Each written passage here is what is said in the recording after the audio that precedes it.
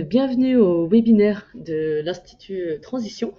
Le sujet là, du webinaire de ce jour, ça va être évolution professionnelle, mettons nos compétences au service de la transition écologique et solidaire. Donc, euh, on est deux aujourd'hui avec Fanny de l'Institut Transition. On va avoir une première partie où nous allons vous présenter quelques conseils pour vous aider à avancer dans votre évolution professionnelle. Vous présenter aussi le parcours Nouvelle Voie parce que vous êtes plusieurs à être intéressés par ce programme. Et nous aurons dans un deuxième temps les témoignages de Sarah Palucci et de Nicolas Dalia, qui sont des personnes qui font ou qui ont fait le parcours Nouvelle Voie et qui vous raconteront aussi leurs évolutions professionnelles. Et enfin, on terminera par un temps de questions où on pourra prendre le temps de développer, rebondir ou compléter les témoignages si vous avez des questions par rapport à tout ça. Et si c'est bon pour vous, eh ben, on démarre. On va commencer déjà par se présenter. Quitte à ce que j'ai la parole, je vais commencer, Fanny, si ça te va. Donc, euh, pour vous expliquer pourquoi est-ce que personnellement je me retrouve sur ce sujet de l'évolution pro, déjà je peux vous dire que moi-même j'ai fait une évolution pro, c'est-à-dire qu'à la base moi je suis ingénieur mécanique, pas forcément sur des sujets d'écologie, de solidarité. Et en fait, donc j'ai eu un début de carrière assez classique, hein. J'ai fait des drones, j'ai travaillé dans le médical, et en dernier lieu je faisais la conception de machines à café. Et vraiment pratiquer le métier m'a montré aussi les limites qu'avaient ces métiers par rapport aux enjeux écologiques, aux enjeux de solidarité. Et pour vous dire, je raconte souvent cette anecdote, un des derniers projets sur lesquels j'ai travaillé, c'était le fait de faire des cafetières qui étaient connectées en Bluetooth et qui permettaient de lancer son café avec une application depuis son téléphone, quoi. Donc on était bien loin des questions dont on va parler aujourd'hui. Et voilà, c'est vraiment là où a commencé ma quête de sens. Et pour réfléchir à cette quête de sens, c'est de se dire, en fait, comment est-ce qu'on peut utiliser ce métier d'ingénieur qui correspond à concevoir, penser des produits. J'ai lancé un premier projet qui s'appelle La Clavette, où en fait, avec La Clavette, je suis allée filmer différents projets à travers le monde qui mêlaient à la fois conception de produits et répondre à des enjeux écologiques et solidaires. En revenant de cette exploration, de ces documentaires, s'en est suivi une phase où j'ai plutôt partagé ce savoir, donc dans différents espaces, hein, des conférences en entreprise, des formations en école d'ingénieur. Ce qui m'a amené aujourd'hui à être à la fois enseignante à l'INSA de Lyon, qui est une école d'ingénieurs, et depuis 2019 à fonder avec plusieurs camarades l'Institut Transition, où en gros avec l'Institut Transition, moi ça répondait au constat que j'avais, qui était de se dire je suis contactée par beaucoup d'ingénieurs qui sont en quête de sens, qui ont une résonance avec les sujets que j'évoquais dans mes conférences, dans mes vidéos, qui est de se dire en fait est-ce qu'on pourrait pas avoir un métier qui serve la société, quoi, pour faire simple. Et avec l'Institut Transition, j'ai vu dans ce projet, c'était la façon de se dire, OK, on a une réponse à donner à ces personnes qui veulent utiliser leur métier pour pouvoir contribuer à un monde plus écologique et plus solidaire, quoi. Donc c'est pour ça, depuis 2019, dans l'équipe de l'Institut Transition, et avec Fanny, on est particulièrement responsable du programme Nouvelle Voie, dont on va pas mal vous parler aujourd'hui. Et pour ça, du coup, Fanny, je te laisse te présenter. Bonjour à tous et à toutes, et très heureuse de vivre ce webinaire ensemble. Pour me présenter, j'ai un parcours assez différent de celui d'Isabelle, puisque je n'ai pas vécu d'évolution professionnelle personnellement. Moi, j'ai eu la chance assez jeune d'être assez sensible aux questions de solidarité, d'injustice, et d'avoir grandi dans un milieu familial où c'est quelque chose qui a été assez soutenu, ce qui fait que j'ai eu l'occasion de mener des premiers projets de solidarité pendant mon adolescence. Et donc, au moment de faire mon choix d'études, j'étais assez au clair sur le fait que j'avais envie de contribuer à quelque chose qui me dépasse et qui a un impact sur la société, qui contribue à changer la situation de vie d'un certain nombre de personnes. Et donc, j'ai passé les concours de Sciences Po et je suis rentrée à Sciences Po à Lyon.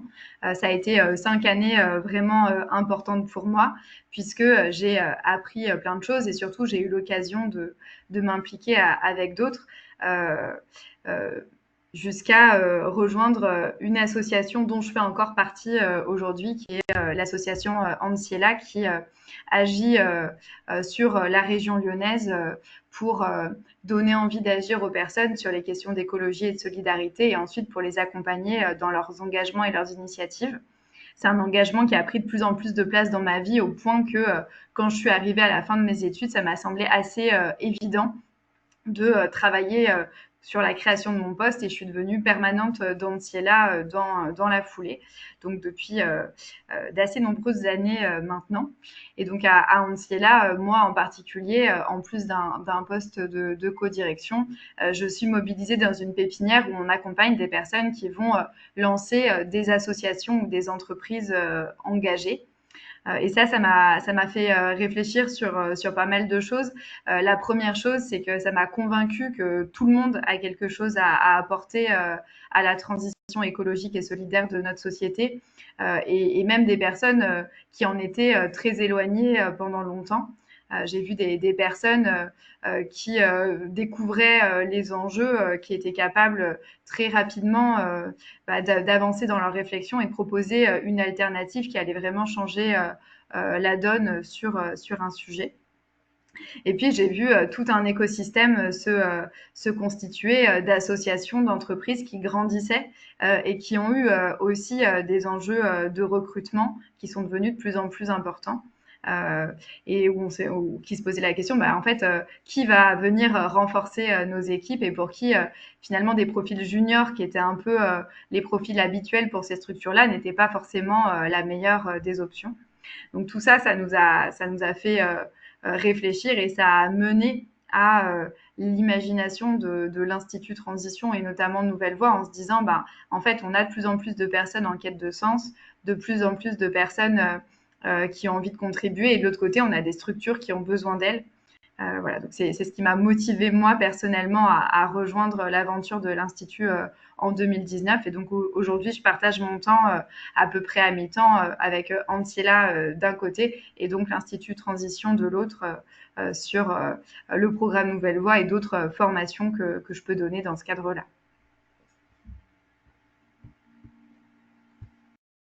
Merci Fanny. Et pour justement, comme commencer à vous l'évoquer Fanny, se dire qu'est-ce qui a nourri finalement ce début de l'Institut Transition. Donc vous avez entendu un peu mon entrée, l'entrée de Fanny. De manière générale, finalement, toute l'équipe va se rejoindre autour de cette notion de se dire comment est-ce qu'on fait pour qu'une transition écologique plus solidaire advienne, qui est vraiment cette bascule.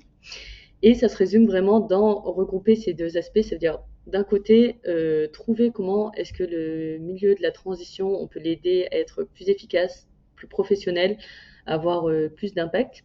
Et au passage, se dire, on a des personnes qui ont qui ont une quête de sens, qui ont des compétences, qui peuvent justement être utiles pour aider ce secteur de la transition.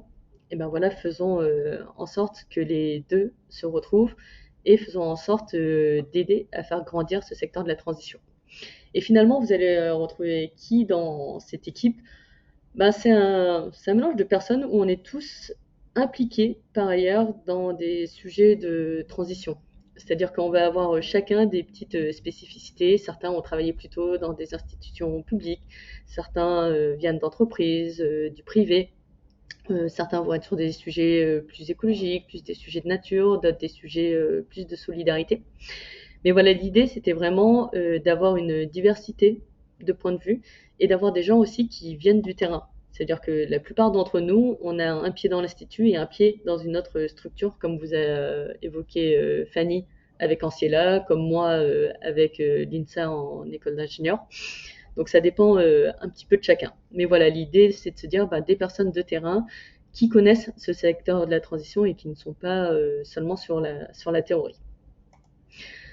Donc, sur se dire comment on essaye d'aider le secteur de la transition à avoir plus d'impact, aujourd'hui on va beaucoup vous parler de nouvelles voies qui correspond à cette idée d'accompagner les personnes en évolution pro vers la transition écologique et solidaire. Mais pour vous expliquer le contexte global, on a aussi 2 autres programmes qui sont Boîte à outils et Transition tout terrain. Boîte à outils, on fait aussi des formations qui sont pour des structures engagées, qui ont déjà des actions, mais voilà, l'idée c'est de les professionnaliser en leur faisant des formations et en leur donnant des outils qui les aident à avoir plus d'impact. Donc ça peut être des formations de management, ça peut être des formations autour de gérer les bénévoles, accueillir les bénévoles dans une structure, ça peut être sur des enjeux de communication par exemple, donc assez variés. Et dans Transition tout terrain, là on est plutôt sur accompagner des structures de la solidarité comme des centres sociaux, des MJC, à intégrer la transition écologique.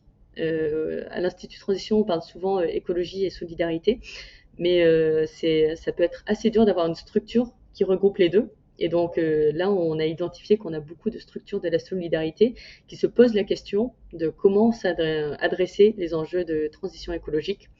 Donc c'est sur quoi on travaille pas mal avec Transition tout terrain en ce moment. Alors, nouvelle voie, comme je vous disais, ça commence à faire quelques temps et depuis 2020, c'est près de 237 apprenants accueillis. Et là-dedans, on va trouver une répartition qui est un peu la même au fil des années, de 30% d'hommes, 70% de femmes. Chacun peut avoir sa théorie sur le pourquoi, mais bon, c'est vrai que c'est ce qu'on constate. Et on a un âge moyen de 39 ans sur le programme. Donc ce qui fait qu'on a quand même des profils qui sont assez variés et qui font nouvelle voie. Donc Fanny, si tu peux un peu nous présenter ces profils.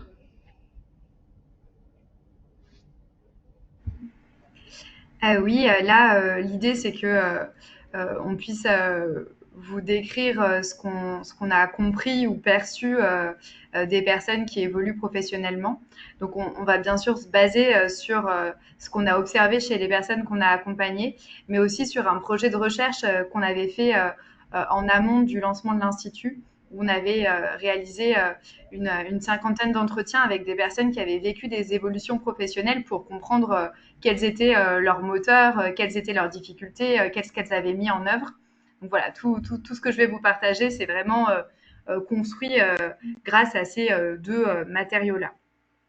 Donc la première chose que nous, on a constaté, c'est que les évolutions professionnelles des personnes en faveur de la transition écologique et solidaire, contrairement à ce que pourrait laisser penser un certain discours médiatique, c'est pas quelque chose qui est propre à telle ou telle génération ou à tel ou tel secteur d'activité.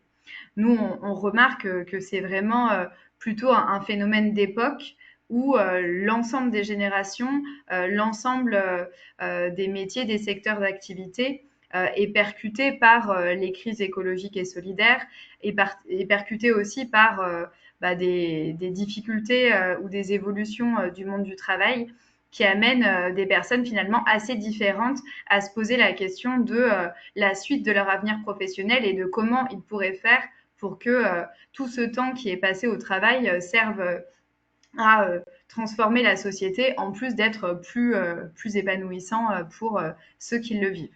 Donc ça, c'est vraiment un mouvement assez général. Ceci étant dit, on remarque qu'il y a deux tendances qui sont assez fortes et dans lesquelles des personnes assez différentes peuvent se reconnaître. La première tendance, c'est que on constate une surreprésentation de ce que nous, on appelle les parcours de non-choix. C'est-à-dire qu'il y a beaucoup d'actifs en quête de sens qui, quand ils regardent leur parcours, se disent que finalement, ils n'ont jamais vraiment choisi où est-ce qu'ils ont fait leurs études et ils n'ont pas vraiment choisi non plus leurs expériences professionnelles. Ils se décrivent comme portés par une dynamique où où ils ont le sentiment d'être entrés dans un tunnel et à un moment donné, ils se demandent comment ils en sont arrivés là. Donc, pour donner des exemples très concrets, ça peut être j'étais pas trop mauvais en maths, voire très bon en maths au lycée, donc j'ai intégré une prépa ou un IUT et ensuite une école d'ingé et ensuite un premier et un deuxième poste. J'ai jamais vraiment voulu être ingénieur. Enfin, j'étais pas contre, mais c'est pas un processus euh, que qui venait vraiment de moi parce que j'étais conscient de ce que j'avais envie de vivre. C'était plutôt le mouvement naturel des choses. Et ça, ça peut à un moment donné euh, ben, ne plus suffire et les personnes peuvent relire leur parcours en se disant bon bah je sais pas du tout pourquoi je suis là et donc là je vais avoir un enjeu à me découvrir, à découvrir ce qui existe au-delà de ce que j'ai vécu jusque-là pour essayer de me repositionner professionnellement en vivant quelque chose qui est plus aligné avec qui je suis et avec mes valeurs. Donc ça, c'est la première tendance. La deuxième tendance que nous, on voit de plus en plus forte, c'est l'existence de personnes qui avaient plutôt des métiers vocation, des métiers passion qu'ils avaient vraiment choisis parce que ça correspondait à des choses qu'ils avaient envie de vivre et d'apporter, mais qui peuvent être eux-mêmes en perte de sens. Alors ça peut être parce que finalement, ils n'ont pas l'impact qu'ils espéraient. Ça peut être parce que les conditions de travail ne permettent pas de produire une action de qualité, ou ça peut être aussi parce qu'ils ont découvert d'autres enjeux sur lesquels ils auraient envie de se positionner. Donc, pour vous donner des exemples qui rendraient les choses plus concrètes, ça peut être des personnes qui sont travailleuses sociales, qui ne l'ont pas du tout fait accidentellement. Au contraire, c'est parce qu'ils avaient une envie d'utilité sociale, mais finalement, leurs expériences les amènent à se dire que ça ne fonctionne pas, ou que c'est pas suffisant à leurs yeux. Et ça peut être aussi mu par l'envie de répondre aussi présent aux enjeux écologiques. Donc, voilà, deux tendances que l'on retrouve beaucoup. Après, pour continuer, l'idée, c'est de mettre un peu plus les mots sur ce qui amène les personnes à, à bouger, ce qui est toujours une prise de risque, puisqu'on sait ce qu'on quitte, mais on ne sait pas encore ce qu'on va rejoindre. Donc nous, il nous semble qu'il y a vraiment cinq quêtes qui sont omniprésentes actuellement chez les personnes qu'on rencontre et qui peuvent faire écho, j'imagine, à certains et certaines d'entre vous. La première quête, c'est ce qu'on appelle la quête de sens. La quête de sens, c'est quand on a conscience qu'il y a un écart entre nos valeurs et nos idéaux et notre vie professionnelle, personnelle et puis la société telle qu'elles existent aujourd'hui. Cet écart, ça crée un sentiment de dissonance. Ça peut être source d'inconfort, voire même de souffrance. Et donc là, l'évolution professionnelle, elle intervient pour essayer de recréer une forme d'alignement entre sa vie professionnelle et ses valeurs. Deuxième quête, la quête d'utilité. Donc la quête d'utilité, c'est quand j'ai le sentiment, au travers de ma vie professionnelle, de ne pas être utile à des personnes ou sur des sujets, des causes qui me tiennent à cœur. Voire même, je peux avoir le sentiment d'avoir un impact négatif. Et donc là, l'idée, c'est vraiment d'évoluer professionnellement pour être sur des missions ou dans des structures qui auraient un réel impact, que ce soit de, de nous-mêmes, c'est-à-dire qu'on sent qu'on est utile à cette structure et on est utile personnellement à des bénéficiaires qui ont besoin de nous. Et puis ça peut être de s'assurer qu'il y a un impact collectif sur la société, que ça contribue à transformer les choses. Troisième quête qu'on observe, c'est la quête de lien. Donc là, ça concerne des personnes qui finalement peuvent se sentir assez en décalage avec les collègues ou le mode de relation qu'elles peuvent avoir au travail et qui finalement vont avoir envie d'évoluer professionnellement pour rejoindre des collectifs de travail avec lesquels ils vont se sentir davantage en cohérence et, et avec lesquels ils pourront finalement partager leur centre d'intérêt, leur questionnement de manière plus simple. Quatrième quête, la quête de découverte. Donc là, ça concerne beaucoup les personnes qui peuvent avoir à un moment donné le sentiment d'avoir fait le tour de leur métier, de leur poste, de leur mission, et qui se disent qu'ils ont envie de vivre de nouvelles expériences qui seraient source d'apprentissage, de stimulation intellectuelle, et qui leur permettraient de se sentir à nouveau grandir et s'épanouir. Et dernière quête, la quête d'aventure.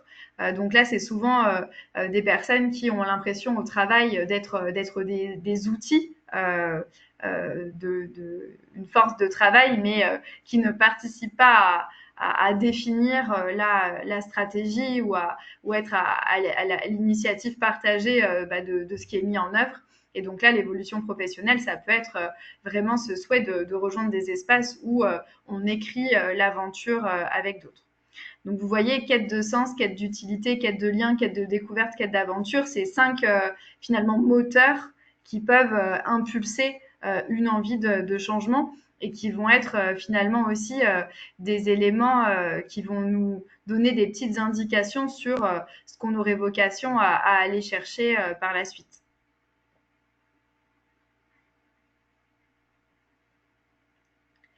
Alors la proposition pour ceux et celles qui le souhaitent, c'est de prendre juste une petite minute pour réfléchir à ce que ça vient susciter chez vous, ces différentes quêtes. L'idée, c'est peut-être d'essayer d'identifier s'il y a une ou plusieurs quêtes dans laquelle vous vous retrouvez. Voilà, donc vous pouvez vous le noter pour vous-même ou ceux et celles qui le souhaitent, vous pouvez aussi l'écrire dans le chat pour que voilà, il puisse y avoir quelques interactions sur le sujet. C'est tout à fait envisageable. N'hésitez pas à à prendre une feuille de papier avec vous sur ce webinaire pour vraiment prendre des notes. Et ça commence à ancrer déjà des choses et à poser sur papier qu'est-ce qui vous parle, vers quoi vous avez envie d'aller. Donc si vous n'aviez pas déjà une petite feuille, un petit crayon, n'hésitez pas à aller les prendre. On vous remet les quêtes pour les personnes qui ne les ont plus en tête. Merci Lise et Gigi pour les partages.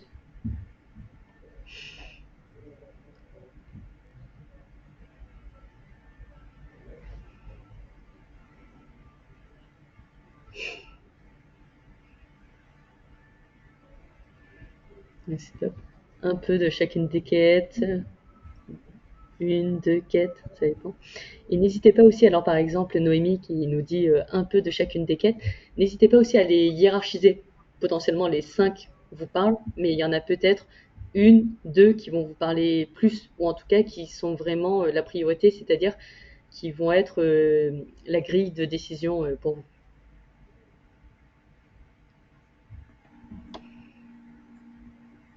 Ok, super. Eh ben, on va continuer.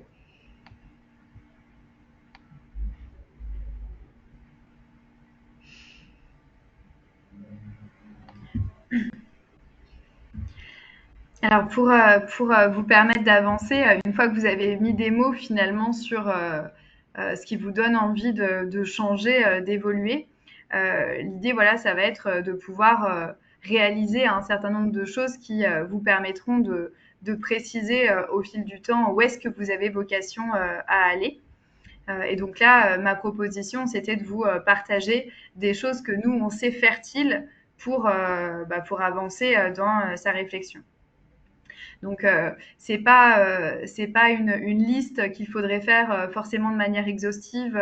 C'est pas non plus une liste du type étape 1, étape 2, étape 3. Enfin, c'est à vous à chaque fois de vous dire bon ben là qu'est-ce qui me semble utile, fertile pour moi en fonction de ce que vous ressentez ou de ce que vous percevez à un moment T. Donc la première proposition que l'on fait souvent, c'est de prendre le temps de relire son parcours. Alors qu'est-ce que ça veut dire relire son parcours? Ça veut dire réfléchir à tout ce qu'on a vécu jusqu'à présent dans la sphère professionnelle, mais pas que. Et pour moi, une grille de questionnement qui peut être intéressant, c'est de se dire, en fait, quels sont les moments dans ma vie, les contextes, les missions dans lesquelles je me suis sentie à ma place et je me suis sentie bien. C'est ce qu'on appelle à l'Institut Transition des petits cailloux blancs, les petits cailloux du petit poussé, qui nous permet de retrouver la trace de qui on est et de ce que l'on a envie de vivre. Donc ça peut être, je me rends compte en fait que à chaque fois que je me suis sentie bien, j'étais en relation avec d'autres, je pouvais prendre soin d'eux. Ça peut être, en fait, à chaque fois, c'était quand j'étais dehors, en lien avec le vivant. Ça peut être, c'est quand je résous un problème et que je suis utile. Enfin, voilà, ça peut être plein de choses différentes, mais qui peuvent être vraiment signifiantes de ce que vous auriez vocation à aller chercher et à vivre par la suite. Enfin, c'est des indices, si vous voulez. Donc voilà, première proposition, relire son parcours. Deuxième proposition, ça va être d'essayer de se projeter sur la suite. C'est tout à fait normal que dans un premier temps, ce soit extrêmement flou. Là, l'idée, c'est de vous donner quelques pistes pour vous orienter malgré le brouillard qui est encore présent. Nous, on utilise beaucoup un outil qui s'appelle la boussole intérieure et sur laquelle vous pouvez essayer de vous poser. Donc la boussole intérieure, elle est constituée de deux aiguilles qui vous aident à vous orienter. La première aiguille, c'est l'aiguille du sens. Donc en fait, elle va montrer la direction de vos valeurs, des sujets qui vous tiennent à cœur. Donc là, l'idée, c'est vraiment de vous questionner sur qu'est-ce qui m'anime moi, enfin, à quoi j'ai envie de contribuer et quelles sont les causes qui me mettent en mouvement. Donc, pour certaines personnes, ça va être je suis très sensible à la question des injustices sociales. Pour d'autres, c'est je supporte pas euh, le gaspillage des ressources. Pour d'autres encore, ça peut être j'ai envie de recréer du lien avec la nature qui m'entoure. Enfin voilà, ça peut être des choses assez différentes, mais qui viennent déjà situer potentiellement dans quel secteur j'aurai vocation à intervenir demain. Deuxième aiguille, c'est celle qui va montrer plutôt ce que vous aimez faire, ce qui a du goût pour vous, le type d'action, de mission qui correspond à ce que vous avez envie d'apporter à la société. En fonction des personnes, ça peut être moi j'aime être dans une posture de transmission. C'est là que je me sens à ma place. Pour d'autres, ça va être moi j'aime avoir une approche plus technique. Et donc le croisement du sens et de l'appétence et du goût, ça donne des pistes sur une éventuelle projection professionnelle. Donc voilà, deuxième proposition. Troisième proposition qui a l'air anecdotique, mais qui l'est en pratique pas du tout, ça va être vraiment d'oser parler de son envie de changement. Souvent, les personnes restent assez longtemps seules en gardant leurs réflexions pour elles. Et nous, ce qu'on constate, c'est que le fait d'en parler, que ce soit à ses proches ou à des professionnels, ça accélère vraiment considérablement les choses. À la fois parce que c'est un peu le moment où vous vous assumez et où vous prenez au sérieux cette envie de changement. Et donc, forcément, ça vient bousculer les choses. Mais c'est aussi parce que finalement, il y a tout un tas de personnes qui vont vous poser des questions, qui vont vous obliger à trouver des réponses. Il y a des personnes aussi qui vont vous suggérer des rencontres, des ressources. Enfin, vous rentrez dans une dynamique de réflexion et de réseau qui peut faire émerger des opportunités qui vous aideront justement à vivre et à préciser un certain nombre d'éléments pour la suite. Quatrième proposition, si vous sentez qu'en fait vous avez du mal à avancer tout seul, ça va être vraiment de réfléchir à si vous pouvez trouver des espaces d'accompagnement qui vont vous donner une méthodologie, un cadre et potentiellement une communauté pour avancer. Donc quand je parle d'accompagnement, j'ai notamment en tête les bilans de compétences. Donc il y en a des relativement classiques et puis d'autres qui sont très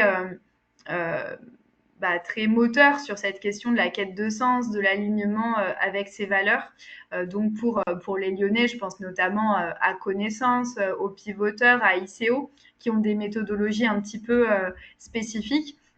Pour moi, ça peut être vraiment quelque chose qui est d'une grande aide parce que en alternant des temps d'accompagnement collectif et de coaching individualisé, ça aide à se poser les bonnes questions et donc ça permet de venir préciser un certain nombre de réflexions.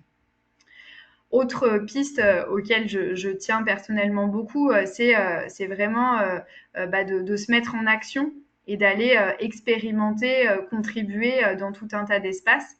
Donc ça peut se faire en essayant de réaliser des immersions en milieu professionnel.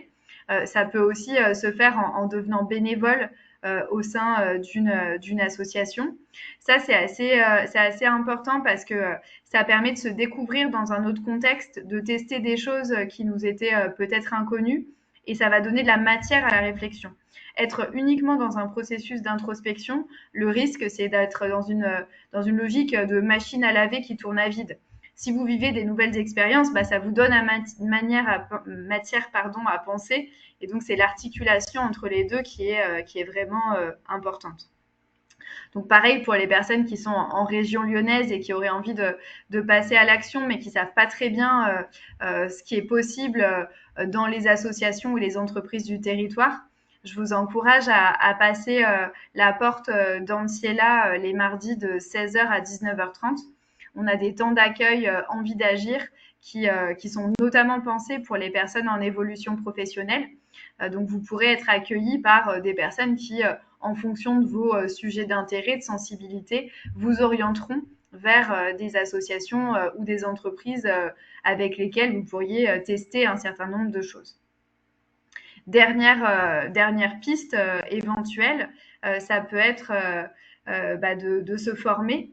Alors, je le dis tout de suite, pour un certain nombre de missions non techniques, la formation n'est pas une obligation. Il y a deux raisons de se former pour autant, même pour des métiers dans la gestion de projet, la coordination.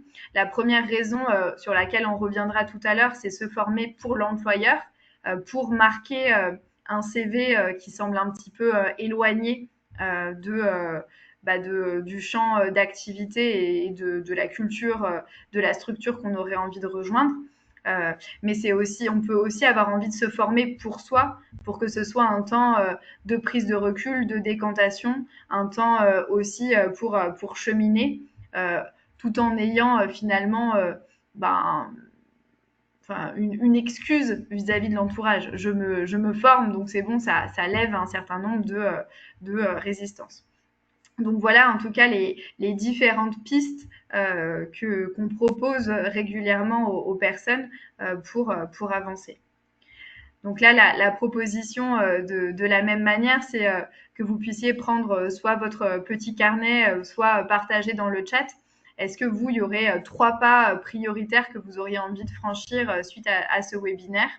Si vous avez aussi d'autres idées, n'hésitez pas. Il ne s'agit pas forcément de redire ce que j'ai partagé, mais il me semble que ça peut être inspirant pour les uns et les autres de voir comment chacun envisage de passer à l'action. On prend une petite minute de réflexion pour ça. Et aussi, n'hésitez pas à être précis. Par exemple, Fanny, vous évoquez le fait de parler, de partager vos envies. Ben voilà, soyez précis dans votre prochain pas à franchir. Parler à qui? Ça peut être par exemple envoyer un mail à cet ancien collègue qui est parti faire un métier qui vous intrigue. Donc voilà, si vous avez déjà des éléments un petit peu concrets, ça peut être par exemple faire du bénévolat dans cette structure d'accueil qui est en bas de chez vous et vous vous êtes toujours interrogé qu'est-ce qu'il y a derrière cette vitrine. Plus vous êtes concret, plus ça aide à concrétiser votre projet, tout simplement. De la même manière, je vais vous remettre les pas pour que vous puissiez y réfléchir.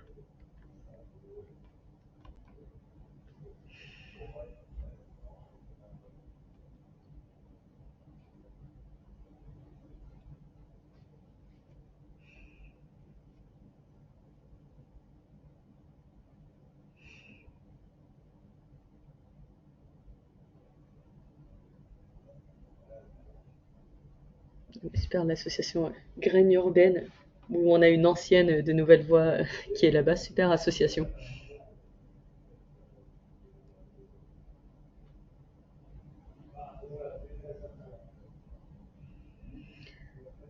Allez, et bien parfait, on va Merci pour les continuer. partages. N'hésitez pas, si vous avez des choses qui viennent derrière, n'hésitez pas à nous les partager. Alors, pour la suite, on se dit que c'est quand même bien de peut-être vous clarifier de quoi on parle quand on parle de travailler dans la transition. Peut-être que ça peut paraître flou pour vous, ou alors vous en avez une idée, mais qui est peut-être potentiellement un petit peu limitée. En tout cas, déjà, alors pour vous dire, nous, quand on parle de transition, on ne parle pas forcément juste de transition énergétique. Alors j'ai peut-être un biais, je suis dans la technique, mais c'est vrai que j'ai eu des personnes qui ont eu un peu ce raccourci de se dire, bah, la transition, c'est la transition énergétique. Non, vraiment, nous, ce qu'on entend quand on parle de travailler dans la transition, c'est tout ce qui va contribuer à la bascule vers une économie réellement écologique et solidaire. Donc voilà, c'est vraiment ça qu'on essaye de nourrir, c'est de dire bah, quelles sont les alternatives, les choses émergentes ou des projets qui sont là depuis quand même quelques temps, mais où on se dit bah, ça contribue vraiment à une économie qui pour nous semble faire sens, qui nous paraît cohérente d'un point de vue écologique et solidaire. Ce qui fait que c'est un champ de métier qui est quand même très très large. Autre point de clarification aussi, tout à l'heure Fanny vous parlait des formations peut-être techniques qu'on peut avoir. Ce qu'il faut savoir, c'est que on a des métiers de l'environnement qui existent depuis de longues années, où là-dedans vous allez trouver par exemple les métiers de la gestion des déchets, métiers de gestion des espaces verts, des choses comme ça, des métiers très techniques classiques qui souvent demandent plutôt une formation très spécialisée, qui n'est pas forcément nous ce qu'on va faire à Nouvelle Voie. Et donc voilà, si vous identifiez que c'est ce type de métier qui peut vous parler, ça peut faire sens d'un point de vue environnemental, mais voilà, ça, souvent la réponse c'est ben, identifier quelle est la formation technique spécifique qui correspond à ça pour aller là-dedans. Mais je vous dis ça, ça peut être aussi par exemple des métiers des fois comme faire de la permaculture ou avoir les mains dans la terre, travailler sur de l'éco-rénovation, donc vraiment dans un sens dans le sens construire des habitats ou rénover des habitats de façon écologique, métier spécifique qui demande une formation précise et technique. Ensuite, un point qui peut être important aussi à clarifier, c'est que ce n'est pas une histoire de statut. Ce qu'on entend par le statut, c'est entre associations, entreprises, coopératives. Être dans la transition, c'est pas forcément une histoire de statut, c'est-à-dire que peut-être vous pouvez vous dire c'est que des associations. Alors oui, il y a une prédominance des associations dans la transition, mais tout comme vous pouvez trouver des entreprises très engagées et qui sont sous un statut juridique, toute somme, très classique. Et aussi, on peut voir émerger de plus en plus des coopératives. Alors, soit vous connaissez, soit vous en avez jamais entendu parler, mais c'est vraiment un statut émergent qui est un peu plus récent que les deux autres. Et voilà, où aussi on va trouver beaucoup de structures de la transition qui vont faire le choix de ce statut. Et dites-vous, nous, à Nouvelle Voie, on a des personnes qui travaillent dans ces trois types de structures. C'est pas du tout bloquant. Donc vraiment, dites-vous, la transition, ce n'est pas une histoire de statut. C'est plus large. Et enfin, en parlant d'être plus large, il faut vous dire que c'est des sujets qui sont quand même très variés. Ça veut dire que la transition, c'est pas juste protection de l'environnement, par exemple, dans une version très simplifiée des choses. Ça peut être des sujets comme la justice alimentaire. Comment faire pour que les personnes mangent bien, quel que soit leur portefeuille, par exemple. Ça peut être des sujets de nature en ville. On parlait de Graines Urbaines, par exemple. C'est une association qui travaille sur la nature en ville. Ça peut être tous les sujets de mobilité active. Donc on pense au vélo, bien sûr, en priorité.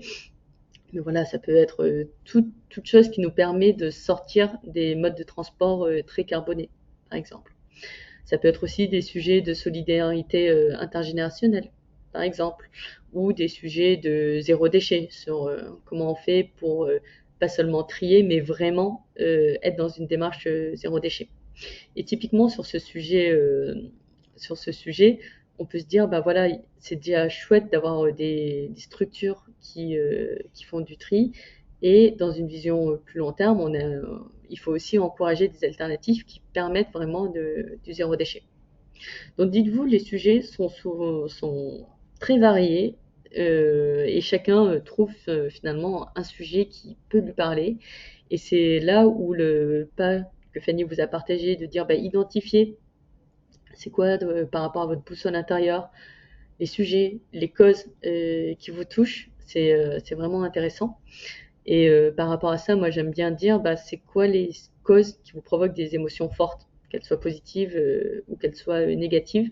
Ça dit toujours vers quel sujet vous allez potentiellement aller.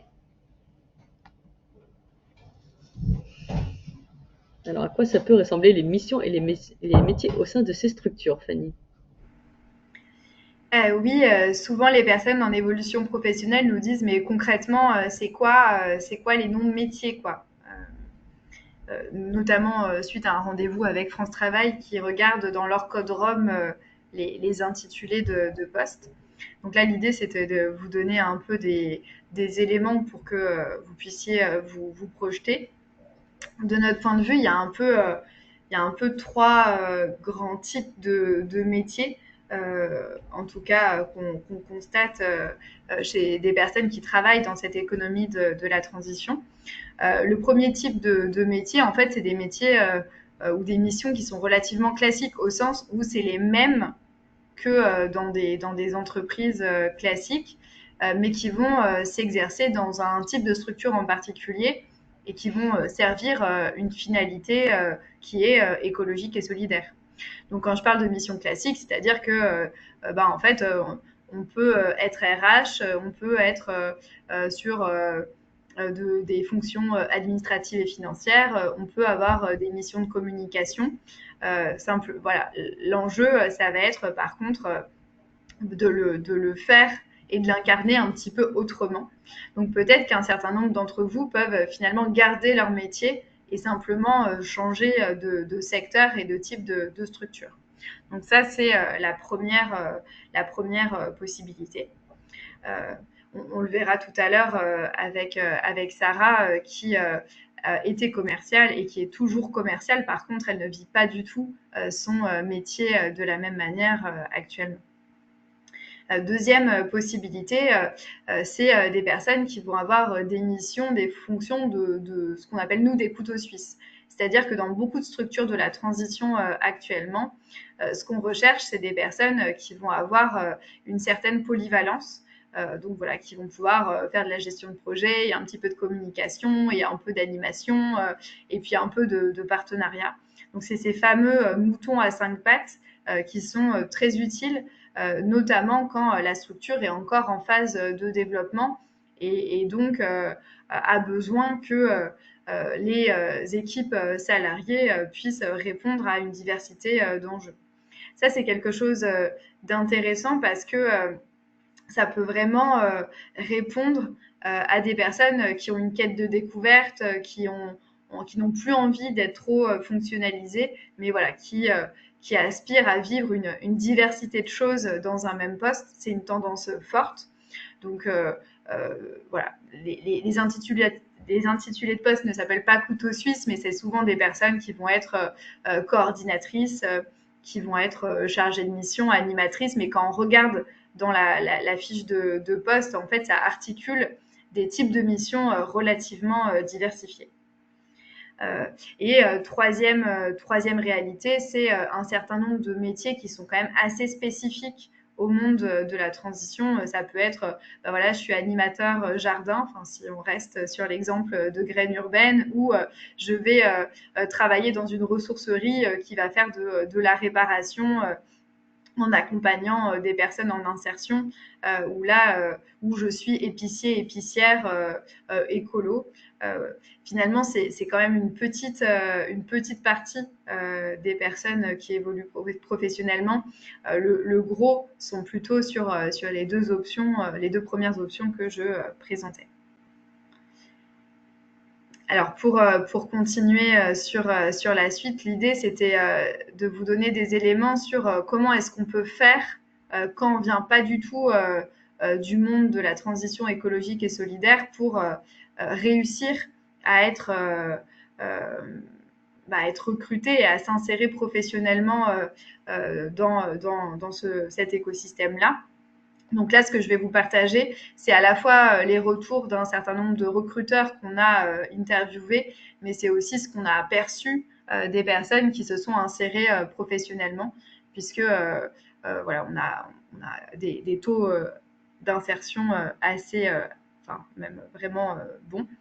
Euh, donc le premier enjeu en fait à avoir en tête, c'est que globalement, les recruteurs voient de manière assez positive les personnes en évolution professionnelle.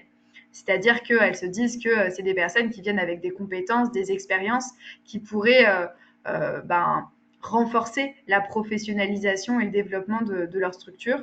Donc ça, c'est vraiment un bon point. Par contre, ce qu'elles craignent souvent, c'est que ce soit des personnes qui soient assez éloignées de la culture de leur organisation. Donc quand je parle de la culture, c'est est-ce que finalement, au-delà d'un premier niveau de sensibilité, elles ont bien compris les enjeux écologiques et solidaires auxquels elles sont censées répondre, et est-ce que elles comprennent aussi le fonctionnement de types de structures qui seront peut-être moins hiérarchiques, qui seront peut-être dans des expérimentations de nouvelles formes d'organisation, qui auront des modèles économiques plus hybrides. Euh, et ça, c'est un point assez déterminant, puisque ça joue quand même beaucoup sur la bonne intégration dans la structure et dans la capacité aussi des personnes en évolution pro à adapter leurs compétences initiales à un contexte d'exercice qui est un petit peu différent. Donc là, ça peut être un enjeu clé auquel peut contribuer des expérimentations, un processus de formation qui nous amène à mieux comprendre les espaces dans lesquels on a vocation à s'impliquer. Deuxième enjeu, c'est que dans des entreprises classiques, il y a souvent une fonctionnalisation quand même plus importante des personnes qui vont peut-être s'être spécialisées dans un champ de compétences bien particulier. Pour autant, les fiches de poste appellent à plus de polyvalence et à être un petit peu débrouillard. Nous, on dit souvent qu'on forme des artisans de la transition écologique et solidaire, c'est-à-dire des gens qui vont être en capacité de bidouiller un peu par eux-mêmes. Et donc, il y a un enjeu pour un certain nombre de personnes à développer leur polyvalence, à avoir finalement une boîte à outils de compétences qui est un peu plus diversifiée que la compétence très aboutie qu'ils avaient sur un champ métier bien particulier.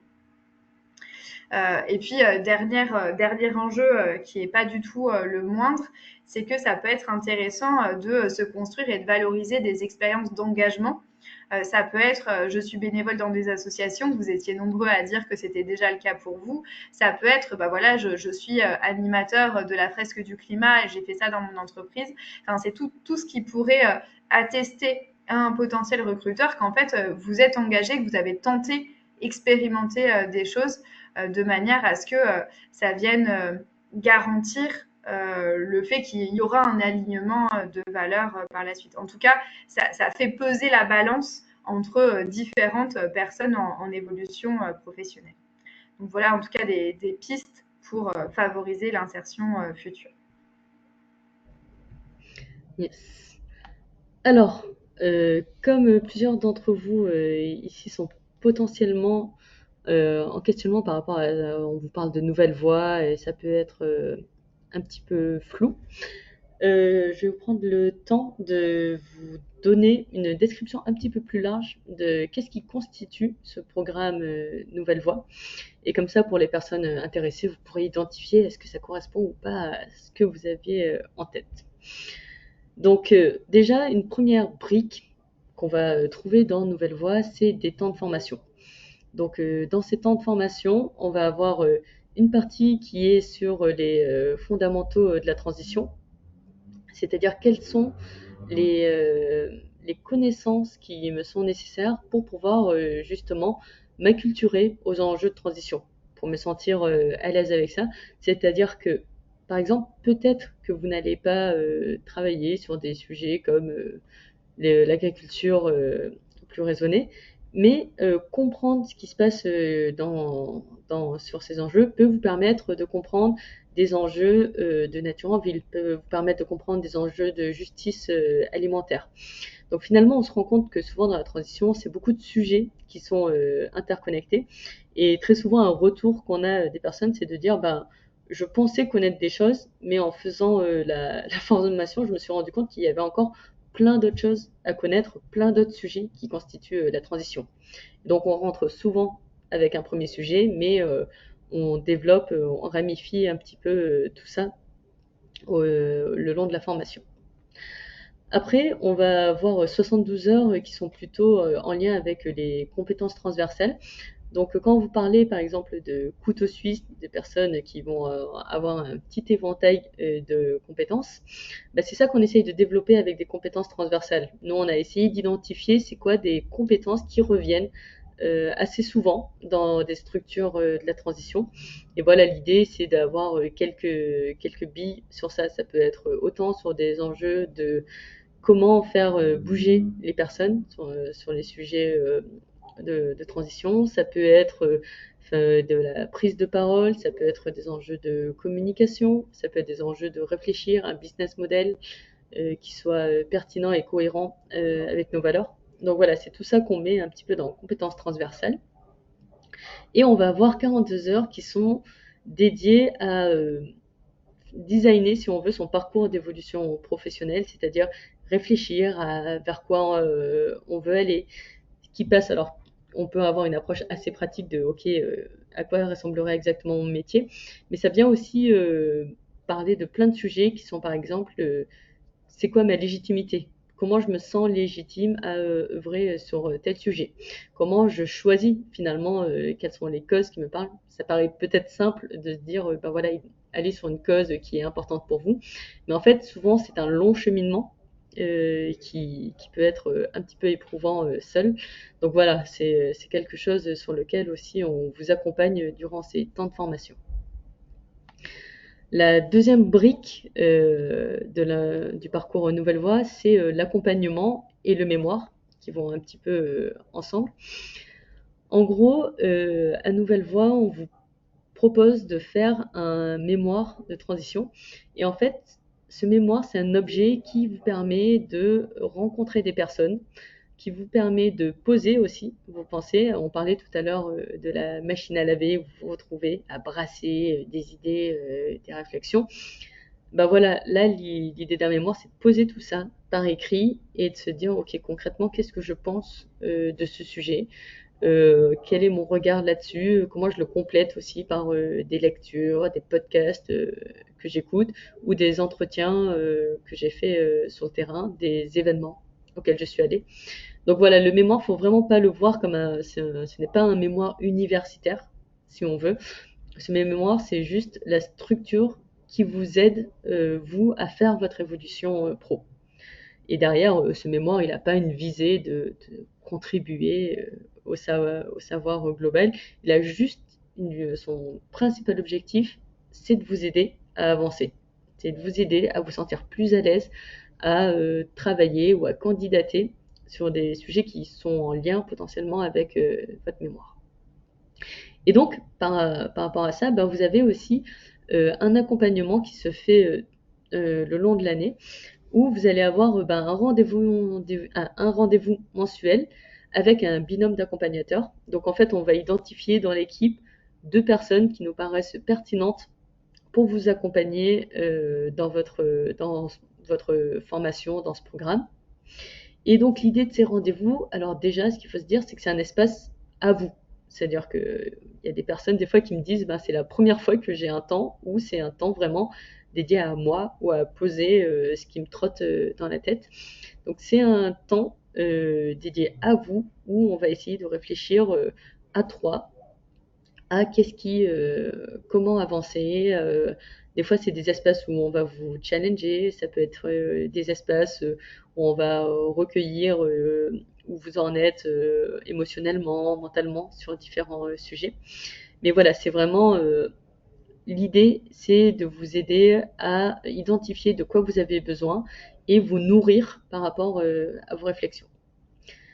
Pour vous aider aussi à vous nourrir, vous allez avoir un séminaire de recherche par mois en groupe où là, vous allez réfléchir par petits groupes à c'est quoi, comment approfondir mon sujet, quelle autre ressource on peut se partager, quels sont les points qui paraissent flous quand vous expliquez, tel, tel sujet que vous avez lu, tel livre récent que vous avez lu.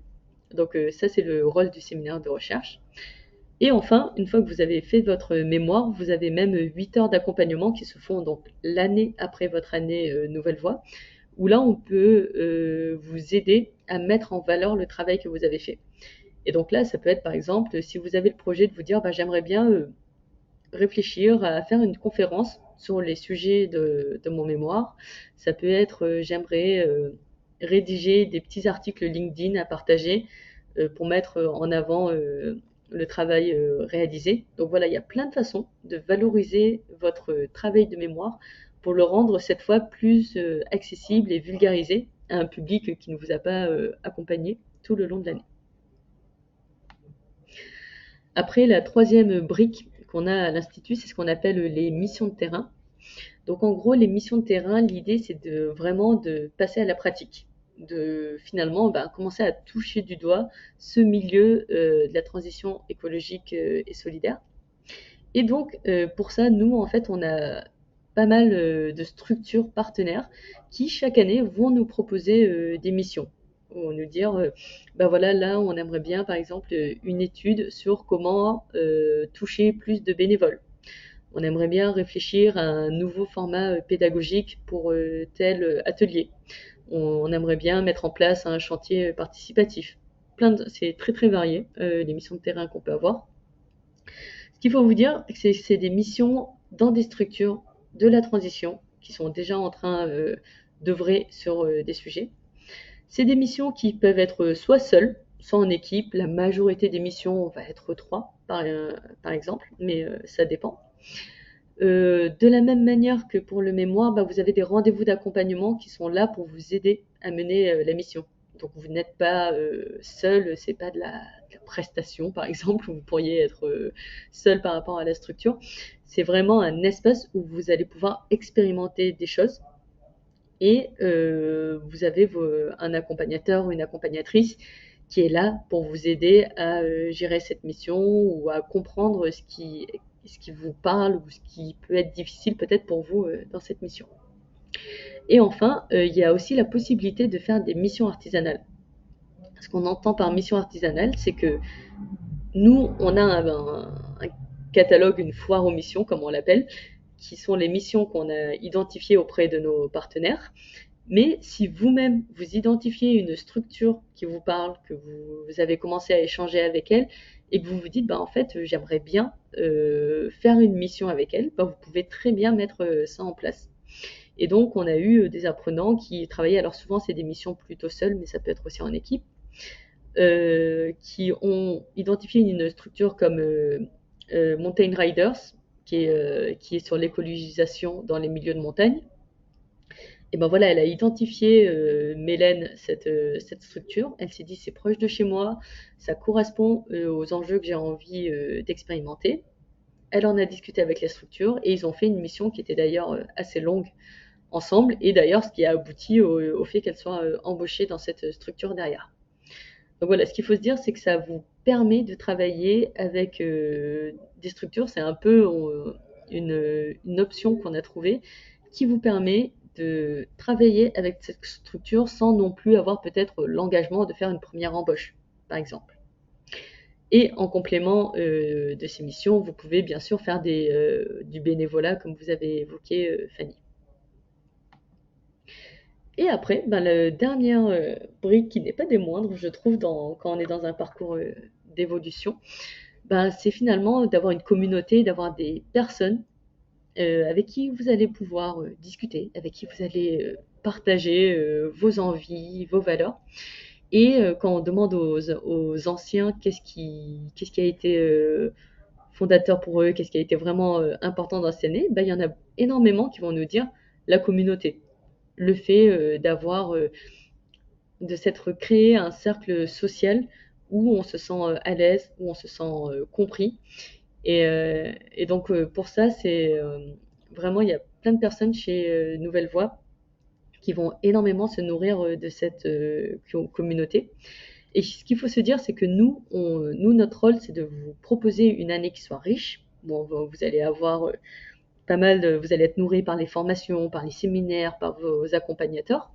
Mais à côté de ça, vous allez aussi être nourri par tous les événements qui vont vous être proposés par les personnes de votre promo. Ça va on va faire une rando ensemble, on va aller voir une conférence ensemble, des bouquins, il y a beaucoup de livres qui se passent entre les apprenants. Donc voilà, c'est quelque chose qui est assez vivant. Et pour ça, ce qu'on a mis en place un peu pour encourager tout ça, bah, c'est des temps conviviaux, des apéros qu'on propose chaque mois, qui sont soit dans nos locaux, soit dans une structure qu'on trouve intéressante à visiter, soit dans un lieu de convivialité, ça dépend un peu. Et quelque chose qui devient de plus important avec le temps, bah, c'est vraiment ce réseau d'alumni. Ça veut dire que là, on va en être à la sixième promo bientôt de l'Institut. Et en fait, on se rend compte qu'il y a vraiment un réseau d'alumni qui est de plus en plus important. Ça veut dire que là, c'est 237 personnes qui sont passées, qui ont fait la formation. Et en fait, c'est des personnes qui seront ravies de vous aider, qui vont pouvoir vous donner, qui vont comprendre par quoi vous êtes en train de passer avec Nouvelle Voie et qui vont être ravis de prendre un café avec vous pour vous expliquer qu'est-ce que ça voulait dire pour eux. Si vous êtes sur des sujets similaires, ils vont vous dire bah voilà des lectures qui moi ont pu me brancher. Si tu veux venir visiter la structure où je travaille aujourd'hui, ça peut être l'occasion. Donc voilà, il y a vraiment un réseau d'alumni dont moi je suis très fière de ce que ça a créé en termes d'émulation, parce que c'est des personnes qui sont ravies de renvoyer l'ascenseur. Et donc ça, c'est vraiment précieux aussi de pouvoir parler à des personnes qui comprennent par quoi vous passez et qui sont déjà dans peut-être une projection que vous pouvez avoir professionnelle. Alors, je voyais qu'il y avait des questions qui commençaient à arriver au niveau des modalités. Donc, pour vous dire, nous, on a un peu deux options qui existent en termes de calendrier. Soit c'est ce qu'on appelle en disponibilité, puisque la plupart du temps, c'est des personnes qui ont fait une rupture conventionnelle ou qui sont au chômage qui font ce format. Et donc là, on va avoir des cours qui sont 2 jours par semaine, soit le lundi-mardi, soit le jeudi-vendredi. C'est des cours en journée. Et là, les cours ont plutôt lieu de septembre à fin mars en gros. Mais donc voilà, on va avoir un groupe le lundi, mardi et on a un deuxième groupe qui est le jeudi, vendredi. Et on a aussi voulu avoir une option qui permette aux personnes qui travaillent en journée de pouvoir quand même faire Nouvelle Voie. Et donc ça, c'est ce qu'on appelle le format en activité. Et là, les cours ont lieu le mardi soir, donc c'est 3 heures le mardi soir, et certains samedis de l'année. Donc quand même sur une année, c'est plusieurs samedis qui sont mobilisés. Et là, comme du coup, bah, mathématiquement, il y a moins de cours sur une semaine, et ben, les cours ont lieu de fin septembre à fin juin, donc c'est un peu plus étalé dans l'année. Donc ça va correspondre à plusieurs profils. Ça peut être soit des profils qui se disent, ben moi je préfère faire une transition en douceur et je préfère avoir une année très dense où à la fois je vais travailler et je vais avoir mes cours, mais comme ça, je n'ai pas l'insécurité peut-être d'une période de chômage qui peut être un petit peu paralysante pour certaines personnes. Autre cas, ça peut être, bah, en fait, j'ai réussi à négocier une rupture conventionnelle, mais cette rupture conventionnelle tomberait en décembre, alors que les cours commencent en septembre. Et donc voilà, des fois, ça peut être un petit peu compliqué aussi par rapport à ça. Et donc, le faire en activité, ça peut être un format hybride. Ce qu'il faut quand même garder en tête, c'est que bien sûr, chaque année, on a plusieurs personnes qui font en activité. Ça reste une charge temporelle qui n'est pas anodine. Et donc, ça se fait, mais si vous pouvez le faire, je vous recommande vraiment de le faire en disponibilité et de pouvoir profiter au maximum de la formation et de tout ce qui est proposé par nous et par d'autres personnes. Fanny, tu voulais compléter?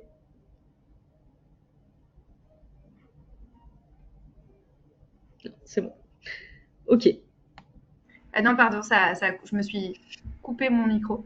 Je disais que pour les personnes que ça concernerait, il y a chaque année des personnes qui suivent en disponibilité en étant en poste, mais en demandant un congé formation.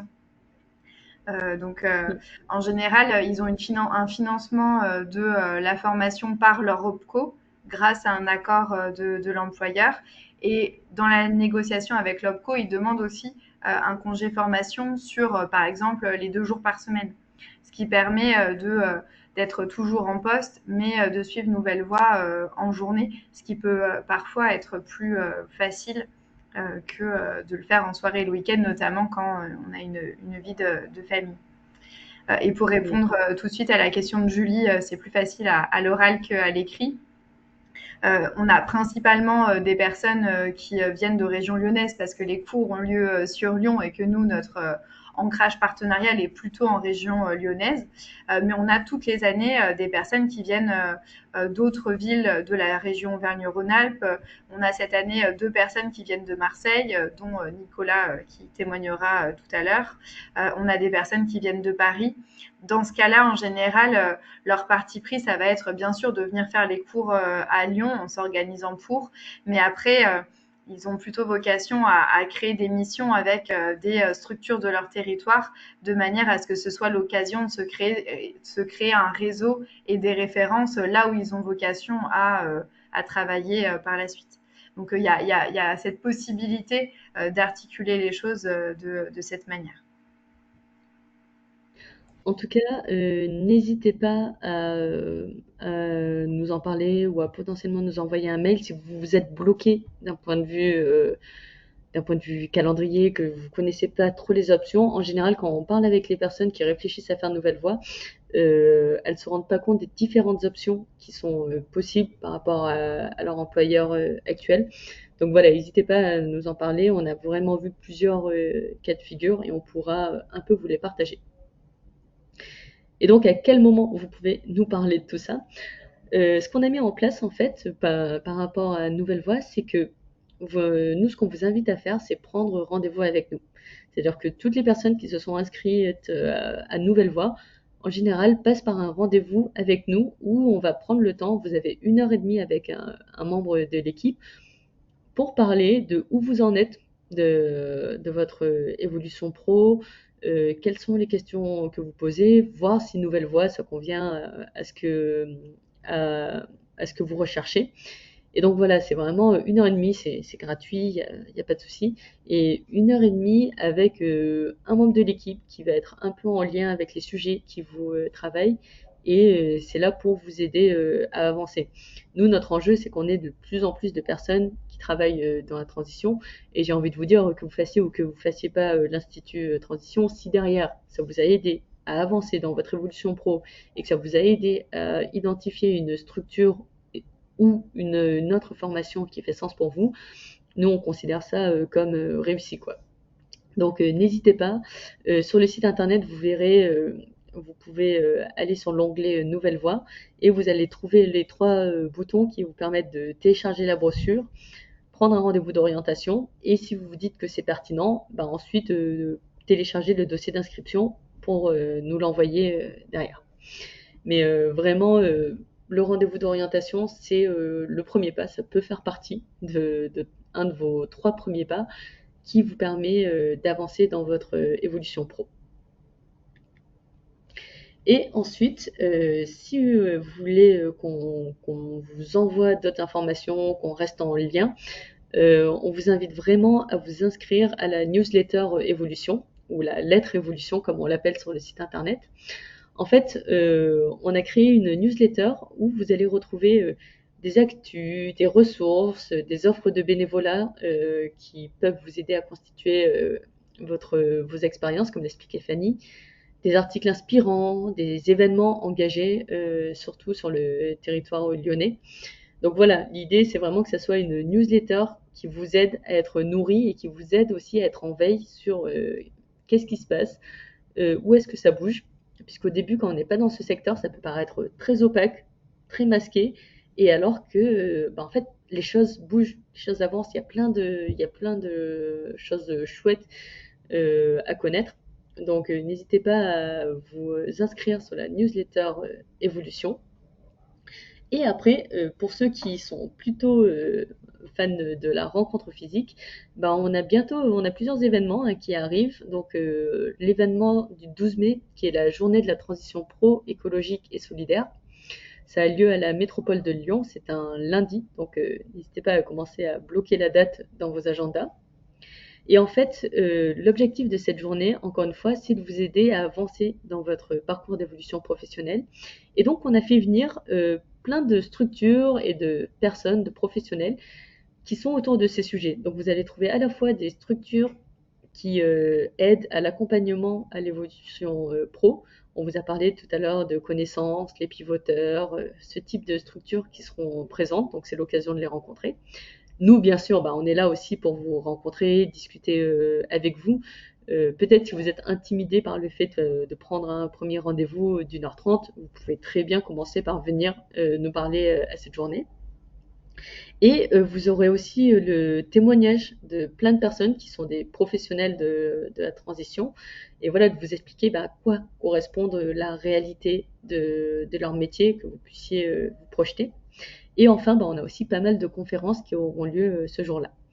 Donc, bah, comme pour tout le reste, n'hésitez pas, vous allez sur l'instituttransition.org, vous avez toutes les infos. Et les deux autres dates, c'est le 2 avril et le 25 juin, si vous voulez nous rencontrer et aller donc dans le local de l'Institut qui est aux 3 rue Michel Félisa, dans le 7e. Donc, on fait nos journées portes ouvertes qui vous permettront tout simplement de rencontrer des membres de l'équipe, des apprenants ou des anciens et qui pourront échanger avec vous pour savoir bah, quels sont les prochains pas chouettes que vous pourriez faire pour travailler dans la transition et où est-ce que Nouvelle Voie est pertinent ou pas pertinent. Donc voilà sur le gros des informations qu'on voulait vous transmettre avec Fanny. Et maintenant, on va passer la parole à nos deux témoins. Oui, on va commencer par Sarah. Euh, donc, pour vous dire un petit peu comment est-ce que ça va fonctionner, j'ai prévu des petites questions à poser à Sarah puis à Nicolas pour leur permettre de se présenter et de vous faire leur retour d'expérience. Et on prendra un petit temps aussi pour vous prendre vos questions. Donc, n'hésitez pas de la même manière à les envoyer sur le chat. Comme ça, Sarah puis Nicolas pourront à chaque fois répondre. Donc, bah, bonjour Sarah et merci d'avoir pris le temps de témoigner ce soir. Ce que je te propose, c'est de nous raconter un peu ton parcours et comment a émergé ton envie de changement. Oui, bien sûr. Déjà, merci de me recevoir. C'est euh, c'est chouette pour moi d'être ici, sachant que j'étais de l'autre côté il y a 2 ans environ. Donc voilà, un joli début de parcours déjà. Et donc de mon côté, je me reconnais parfaitement dans ce que tu présentes comme le parcours de non-choix, puisque j'ai avancé un peu tout du long. Un autre type de non-choix, c'est je veux pas choisir, donc à chaque fois je vais vers j'ouvre la porte enfin, pardon, je prends le chemin qui me ferme le moins de portes. Donc, j'ai fait un bac S, puis j'ai fait une école de commerce, puis j'ai fait du marketing. À chaque fois, juste en me disant, bon, voilà, ça me laisse un maximum de portes ouvertes. Je restreins mon chemin au fur et à mesure. Par le hasard, je suis arrivée en régie publicitaire chez Lagardère. Et j'y ai tenu un rôle de commercial. Et ensuite, j'ai passé 8-9 ans à être commercial en régie publicitaire. D'abord chez Lagardère, ensuite chez Canal+. Donc commercial en régie publicitaire, ça veut juste dire que on vend l'espace publicitaire, soit d'un magazine à l'époque de Lagardère, soit d'une chaîne de télé à l'époque de Canal+. Et tout du long, je savais que j'étais pas à ma place, mais je savais pas où aller, parce qu'en fait, j'étais dans un environnement très sympa. Contrairement à ce que les noms des entreprises peuvent laisser penser, les équipes étaient hyper sympas, hyper bienveillantes. Je me sentais bien, je me sentais indépendante financièrement. Et puis, j'avais pas le courage de tout remettre en cause. Enfin, il y avait quand même 5 ans d'études derrière moi. Mais je savais que j'étais pas au bon endroit. Seulement, je savais pas où aller.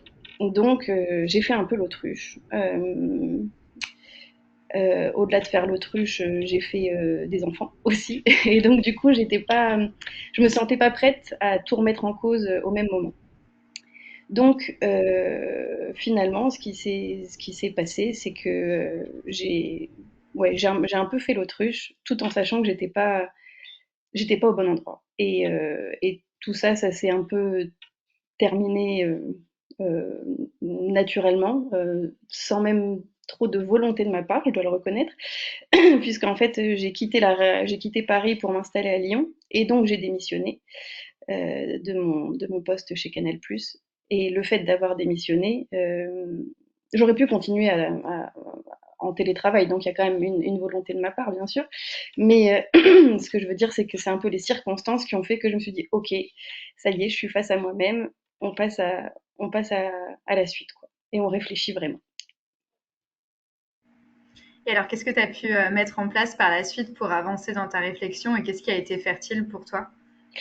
Alors pour avancer, il y a plusieurs choses. Déjà, systématiquement, toutes les personnes que je rencontrais, je leur demandais ce qu'elles faisaient dans la vie. C'était devenu un peu maladif. Je voulais savoir ce que tout le monde faisait parce qu'en fait, je voulais de l'inspiration. Moi, j'étais commerciale et je me disais, mais en fait, enfin, vendre des trucs, c'est laborieux. C'est à quoi je sers, quoi? Je sers à vendre. Et alors, surtout en régie publicitaire, je me disais, mon utilité sociale, elle réside dans le fait d'aider les gens à dépenser plus d'argent, à consommer plus de choses. Non, enfin, ça me convient pas, quoi. Donc vraiment, je me disais, il faut que je trouve un autre métier, il faut que je fasse autre chose que commercial. Et du coup, j'ai fait un bilan de compétences et par un organisme que je recommanderais pas parce que c'était vraiment pas terrible. Puis de toute façon, il s'est arrêté entre temps, donc a priori, l'histoire m'a donné raison. Mais au moins, le temps du bilan de compétences m'a permis de me rassembler, de m'octroyer des vrais temps de réflexion et surtout voilà, de me donner un cadre pour me documenter parce qu'on a un peu de mal, sinon, je trouve, à s'imposer, enfin, en tout cas, en ce qui me concerne, j'avais du mal à m'imposer un cadre. Donc, le bilan de compétences m'a permis de me donner ce cadre. Et c'est comme ça que je suis tombée sur l'Institut Transition. Et ça m'a paru quand même plutôt pas mal. J'ai regardé la plaquette, voilà, donc j'ai eu envie d'en savoir plus et je me suis rendue de mon côté à la journée de la transition professionnelle écologique et solidaire. Et voilà, ça a été le déclic parce que je me suis dit, la quête de sens, la quête d'utilité, je me suis retrouvée en plein dedans. Enfin, ça me parlait, quoi. Je me suis sentie vibrer. Je me suis dit, ah, on me comprend. Et d'ailleurs, ce qui est très chouette, je c'est pas tout à fait la question, mais tout à l'heure, vous avez chacun répondu aux quêtes qui vous animaient. Moi, c'était vraiment la quête de sens et la quête d'utilité.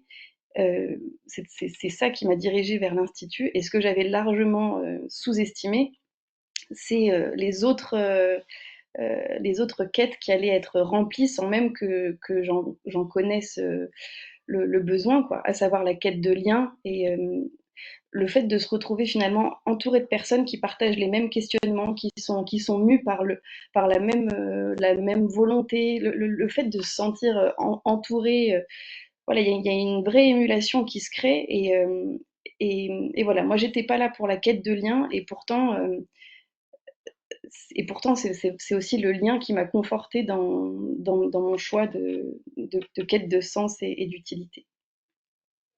Je sais pas si ça répond tout à fait à la question. Je suis très bavarde et j'ai tendance à digresser, donc. Non, c'est super clair, merci beaucoup. Est-ce que tu peux nous dire ben, ce que tu fais maintenant Ouais, bien puisque sûr. Alors, ce que je fais aujourd'hui, ok, et puis roulement de... finalement comment tu t'y es pris et Ouais, bien quel sûr. bilan t'en tires? Du coup, aujourd'hui, roulement de tambour, donc, je suis commerciale. Mais ce qui est super chouette, c'est que je suis commerciale pour une entreprise qui a plus rien à voir. En fait, en faisant mon bilan de compétences, j'ai été un peu embêtée parce que je me suis rendu compte que finalement, commercial, ça m'allait bien, quoi.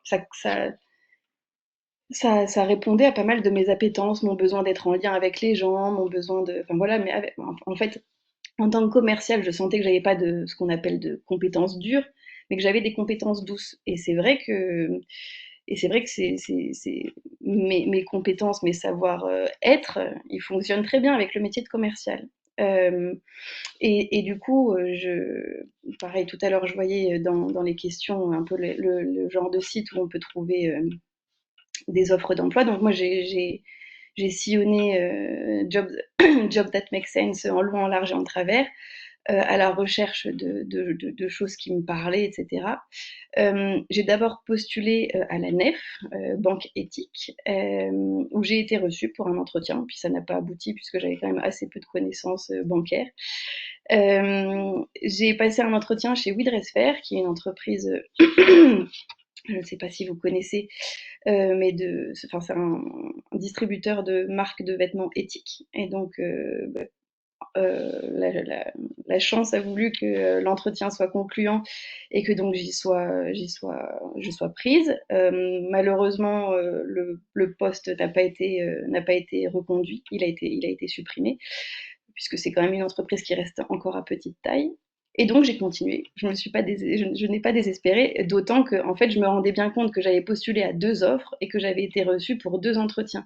Donc en fait, ce que disaient Fanny et Isa tout à l'heure, les compétences qu'on a nous dans le monde de l'entreprise traditionnelle, on va dire, elles sont vraiment appréciées et attendues dans le monde de l'entreprise solidaire, parce que c'est une façon de professionnaliser la structure en fait.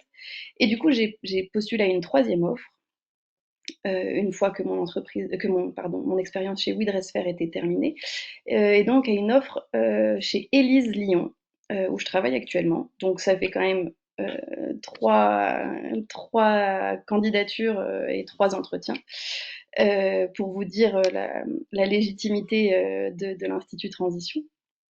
Et chez Élise Lyon, ce qui était chouette aussi, c'est que une ancienne, enfin une alumni du coup de l'institut travaillait là-bas. Donc j'ai pu rentrer en contact avec elle pour savoir un peu ce qu'elle pensait de l'entreprise, si j'avais pas forcément besoin qu'elle me donne des conseils pour l'entretien, mais plus savoir ce qu'elle pensait voilà, de la structure, du bien-être au sein de la structure, parce que pour moi, c'était très, très important.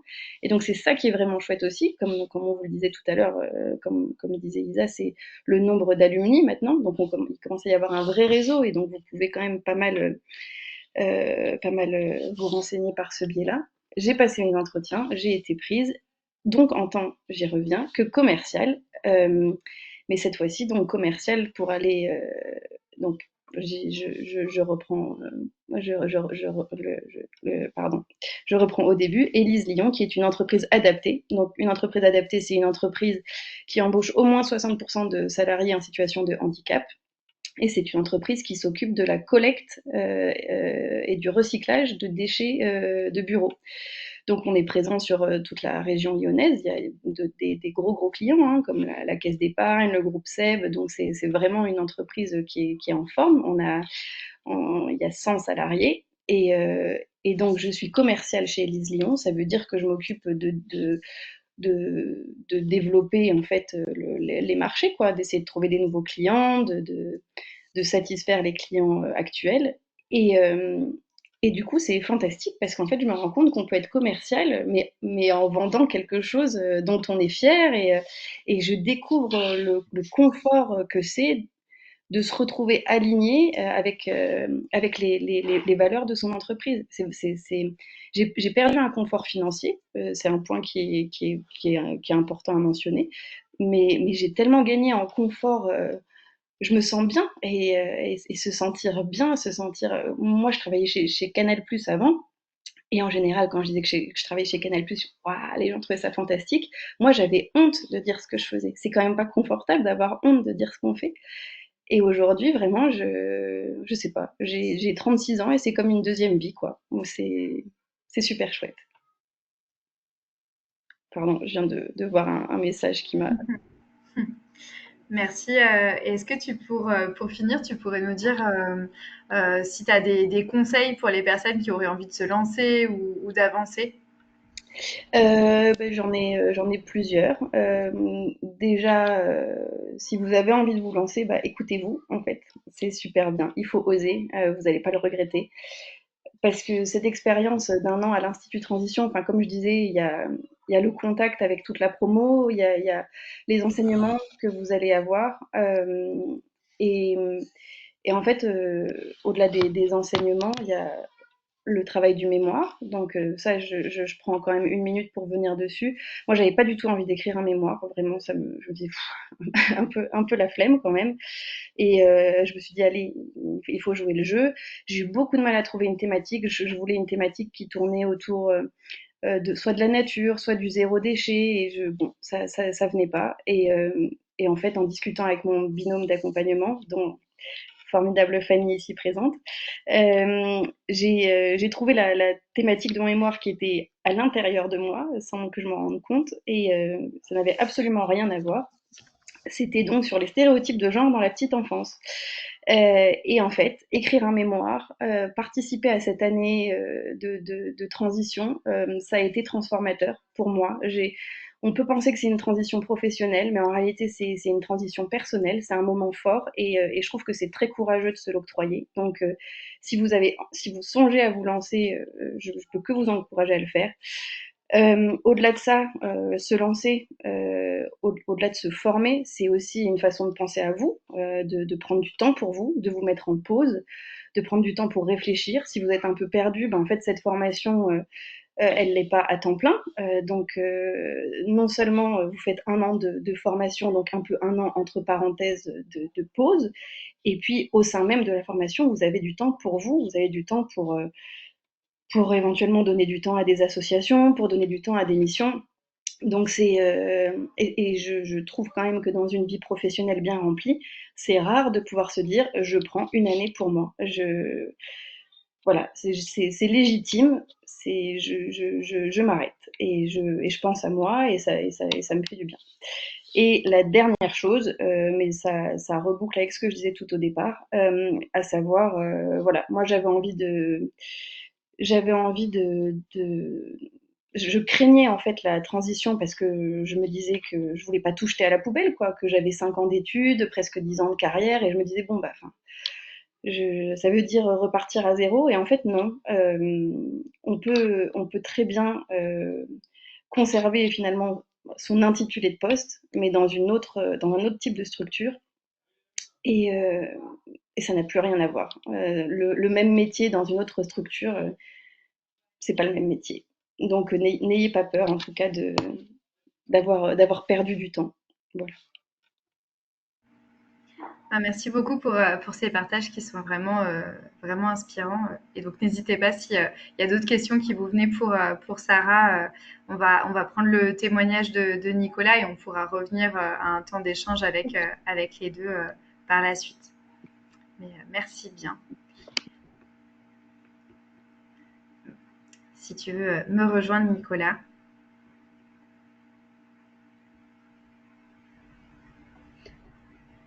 Beaucoup de messages de remerciements, Sarah, pour ton témoignage. Ah, bah, je suis contente. Alors, Est-ce que Nicolas, tu es parmi nous? ouais, ton micro est activé, Nicolas. Est-ce que la caméra... La caméra arrive, a priori. Très bien. Donc, voilà, on va patienter. Ah, il y a une petite erreur. Je n'accède pas à la caméra.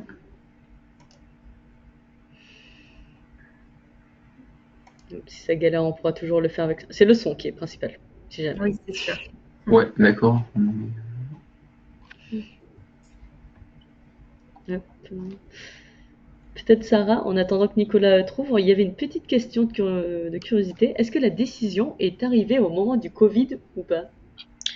Même pas. Elle s'est confortée au moment du Covid, mais en fait, la décision, elle était en moi depuis le départ. Et au moment du Covid, moi, je revenais de congé maternité avec un petit bébé de 6 mois sur sur les bras, littéralement sur les bras, du coup, vu qu'on ne pouvait pas le faire garder. Et donc, non, la décision n'est pas venue au moment du Covid, mais c'est vrai que ça n'a fait que conforter, en tout cas dans un premier temps, le besoin de quitter Paris et effectivement le besoin de se dire bon bah moi, voilà, tout le monde il y a les soignants qui sont en première ligne et moi, je continue à essayer de vendre de la publicité. Donc effectivement, une dissonance assez douloureuse. Mais ce que je veux dire, c'est que la décision était déjà prise avant le Covid de toute façon et le Covid n'a fait que conforter tout ça. Voilà.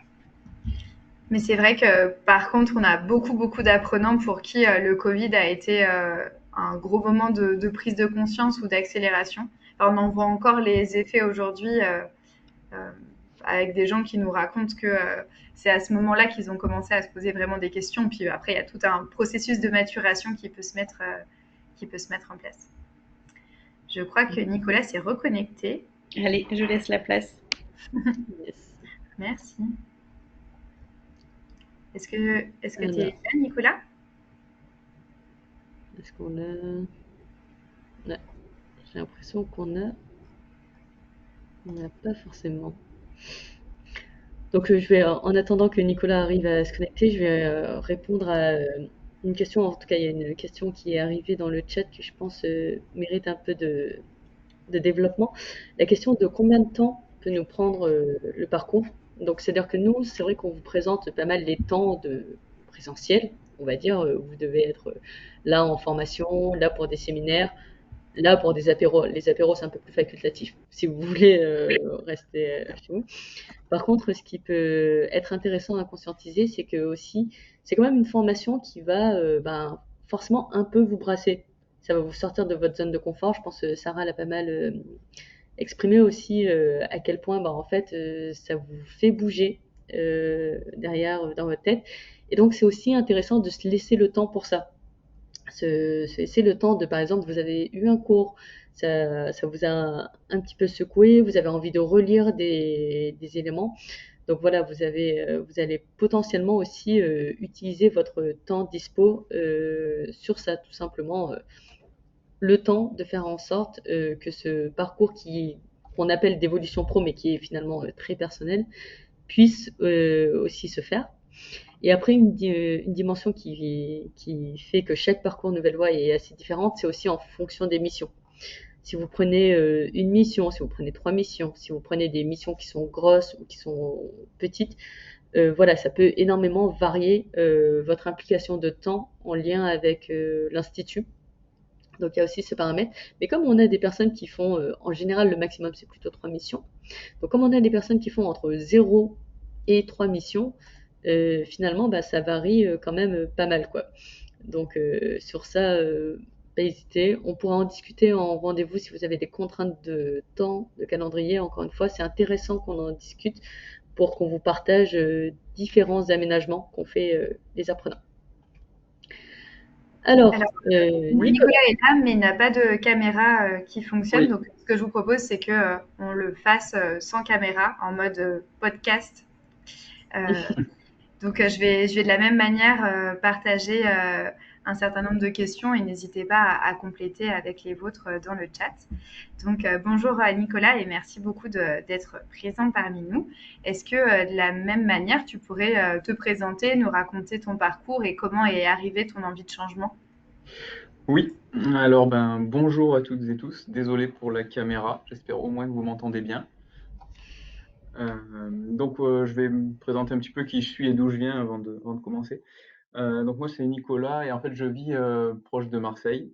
Pour les questions qu'il y avait tout à l'heure, si c'était uniquement lyonnais ou non, la réponse est non.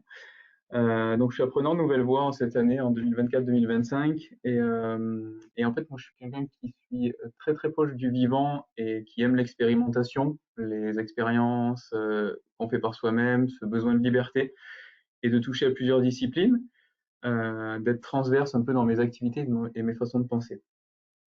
Et en fait, d'où je viens, à la base, je suis ingénieur de formation et j'ai travaillé 15 ans à concevoir des machines pour analyser la qualité de l'eau. Donc dans une petite PME durant 15 ans avec quelques évolutions professionnelles au passage.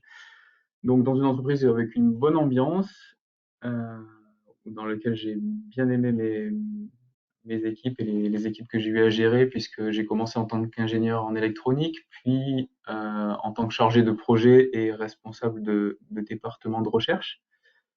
Mais voilà, au fil au fil des années, en fait, j'ai évolué personnellement et à un moment donné, s'est posé la question en fait du sens dans mon métier, parce qu'on y passe quand même les trois quarts de notre temps. Et en fait, cette question de sens, est-ce que ce que je fais tous les jours a du sens? Est-ce que ça a de l'utilité? Est-ce que réellement je m'épanouis? Et en fait, plus le temps avançait tout en étant dans la structure et plus je sentais en fait un désalignement à différents niveaux, mais ce désalignement où il me manquait quelque chose pour être complètement épanoui. Et donc ça a commencé voilà, à me trotter dans la tête cette envie de changement et ce manque en fait en termes de sens. Et il y a un an, en fait, la société dans laquelle j'ai travaillé a fermé et donc j'ai été effectivement licencié économiquement.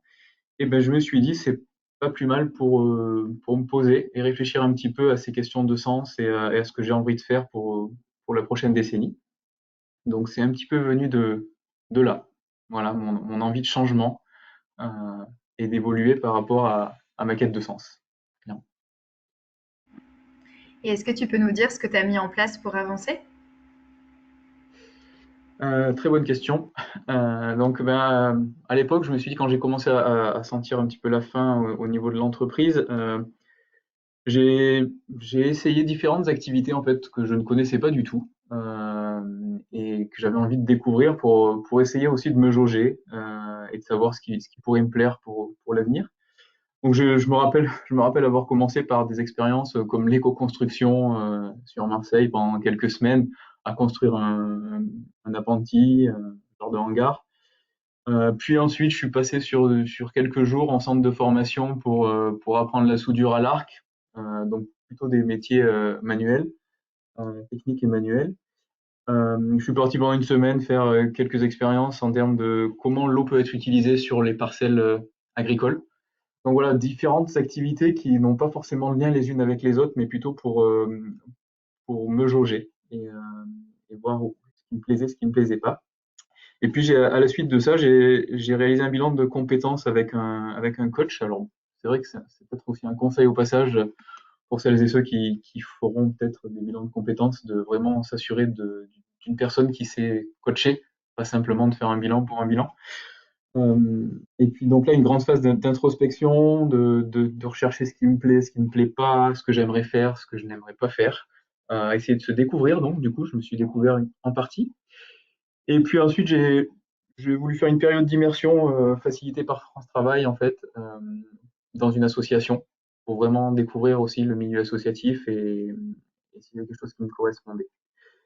Et puis quand même, à la suite de tout ça, finalement, je me suis quand même dit, il me manque un espace ou une formation, un endroit, en fait, qui pourrait, en fait, me permettre d'être plus légitime dans ce que j'aimerais faire, alors qui commençait bien sûr à toucher à tout ce qui est au monde de la transition écologique, mais sans savoir exactement. Et donc chercher un espace où je pourrais gagner en légitimité, où je pourrais euh, être en fait aidé dans cette reconversion.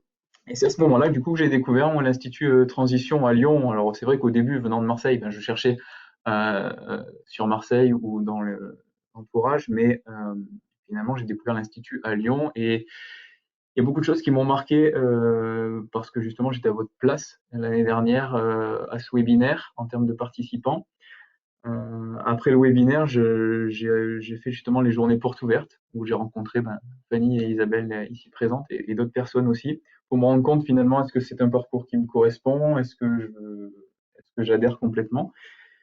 Et il se trouve qu'il y a beaucoup de choses qui m'ont séduite dans le parcours et notamment la flexibilité aussi du parcours où en fait voilà on a 6 mois de cours un petit peu à temps partiel au départ donc quelques jours par semaine qui laisse justement du temps à côté pour continuer à travailler sur soi-même, à tester des initiatives, à aller découvrir des associations. Et c'est aussi ce qu'il y a dans le cadre de l'Institut Transition et du programme Nouvelle Voie, où justement on est incité à aller découvrir un peu ces initiatives et à donner de son temps, que ce soit par les missions dont Fanny et Isabelle ont parlé tout à l'heure, ou même sous forme de bénévolat, ou même pour le mémoire à rédiger, qui est une chose importante. Et donc avec tous ces points-là, moi que j'ai jugé positifs, ça m'a décidé à rejoindre justement l'Institut Transition en septembre dernier. euh, avec cette quête de sens qui ensuite a été complétée par la quête d'utilité et effectivement une ou deux autres quêtes à côté qui ont été exposées ce soir. Voilà un petit peu ce que j'ai pu mettre en place jusqu'à arriver à l'Institut Ouais, aujourd'hui. c'est super, super riche. Est-ce que tu peux nous dire, toi, comment tu te projettes aujourd'hui? Donc, bah, t'es que à la moitié de Nouvelle Voie, Oui, donc il te reste encore du temps pour maturer, mais qu'est-ce que tu sais de ton projet professionnel futur? ce que je sais de mon projet professionnel, effectivement, c'est encore en cours de définition cette année. Mais en tout cas, cette moitié d'année m'a permis d'affiner un petit peu mes valeurs, mes envies et les secteurs où j'aimerais aller. Et en fait, ce que je recherche moi aujourd'hui, c'est d'arriver justement à transformer le parcours de l'Institut aussi dans le temps en une activité rémunératrice, bien sûr, avec vraiment qui correspondraient à mes valeurs et à ce qui m'anime, ce que j'ai pu découvrir qui m'animait cette année grâce à l'Institut, qui me permettrait aussi de créer des externalités un peu positives autour de moi et dans cette activité. Travailler avec des personnes de confiance, co-construire. Donc c'est vrai qu'il y a aujourd'hui beaucoup de choses qui sont ressorties, telles que le travail avec le vivant, voilà, avec tout ce qui est vivant, nature, mais aussi une certaine technicité qui est restée de mon passé et présent encore d'ingénieur, tout ce qui est compréhension de mécanismes, découverte. Donc c'est d'arriver à allier voilà, ma personnalité avec des enjeux associatifs ou même d'entreprise qui auraient un rapport avec ce qui m'anime. Mais en laissant de la place dans mon futur aussi à des actions bénévoles et à continuer à être bénévole au sein d'initiatives du coup plus locales dans la région PACA. Euh, voilà, pour avoir cette double, alors je dirais pas activité, puisque l'une serait une activité, l'autre plus du bénévolat, mais de quoi nourrir et continuer à nourrir mon parcours suite à l'Institut. Ça, c'est plus sur un cadre plutôt personnel concret après l'Institut. Euh, mais il y a aussi quelque chose que j'ai découvert à l'Institut qui sont vraiment la rencontre avec des apprenants comme moi et même les personnes de l'Institut qui sont des personnes quand même inspirantes et où effectivement garder le lien c'est quelque chose qui va être important pour moi pour la suite aussi, de garder le lien avec les personnes que j'ai pu rencontrer à l'Institut. Parce qu'on est dans un cadre quand même bienveillant avec des personnes qui ont ou qui partagent encore des choses communes à notre reconversion, enfin à la reconversion et à le moment dans lequel je suis de ma vie. Et c'est toujours, euh, moi je trouve très enrichissant de continuer dans l'avenir à discuter et à échanger et à être en lien permanent. Je ne sais pas si ça répond exactement à la question, mais c'est un Si, petit peu le sentiment du moment. est-ce que pour finir, tu aurais pareil un ou deux conseils à donner aux personnes qui auraient envie d'avancer dans leur évolution pro? Un conseil. Je crois que je vais me prendre un seul conseil et que j'ai pu vivre. Et si ça peut aider, ben, alors ça sera un réel plaisir de le partager. Je me dis souvent, en fait, si vous avez beaucoup de questions, ou même trop de questions qui trottent dans la tête sur des hésitations, des choix, ou que vous pesez en fait souvent le pour et le contre pour quel choix faire, bah, notamment rejoindre l'institut ou pas, ou même d'autres sur votre conversion, vos situations. Bah, le conseil que je donnerais, moi, c'est d'arriver à lâcher prise, en fait, et d'essayer de stopper un peu, des fois, votre cerveau, le cerveau, enfin, ça a été assez pertinent pour moi, et d'écouter un peu plus le côté intuitif. Voilà, ce qu'on a vraiment dans le cœur, au niveau des tripes, et pas uniquement le cerveau, avec le factuel. Alors, ça a été très compliqué, je l'avoue, pour moi, à ce moment-là, en tant qu'ingénieur, de lâcher prise. Mais aujourd'hui, c'est vraiment quelque chose qui m'a permis de faire de chouettes choix, euh, dont l'Institut, mais pas que, également dans mes missions et dans mes rapports bénévoles, dans les associations que j'ai rencontrées, vraiment des choix euh, très chouettes pour moi. Et voilà, c'est le conseil que j'aurais à donner, c'est s'il y a trop de questions ou des hésitations, de lâcher prise et de s'écouter soi-même, quoi, intérieurement, vraiment. Ça aide à passer un cap. Je rejoins que c'est un excellent conseil. Merci, merci beaucoup pour ça.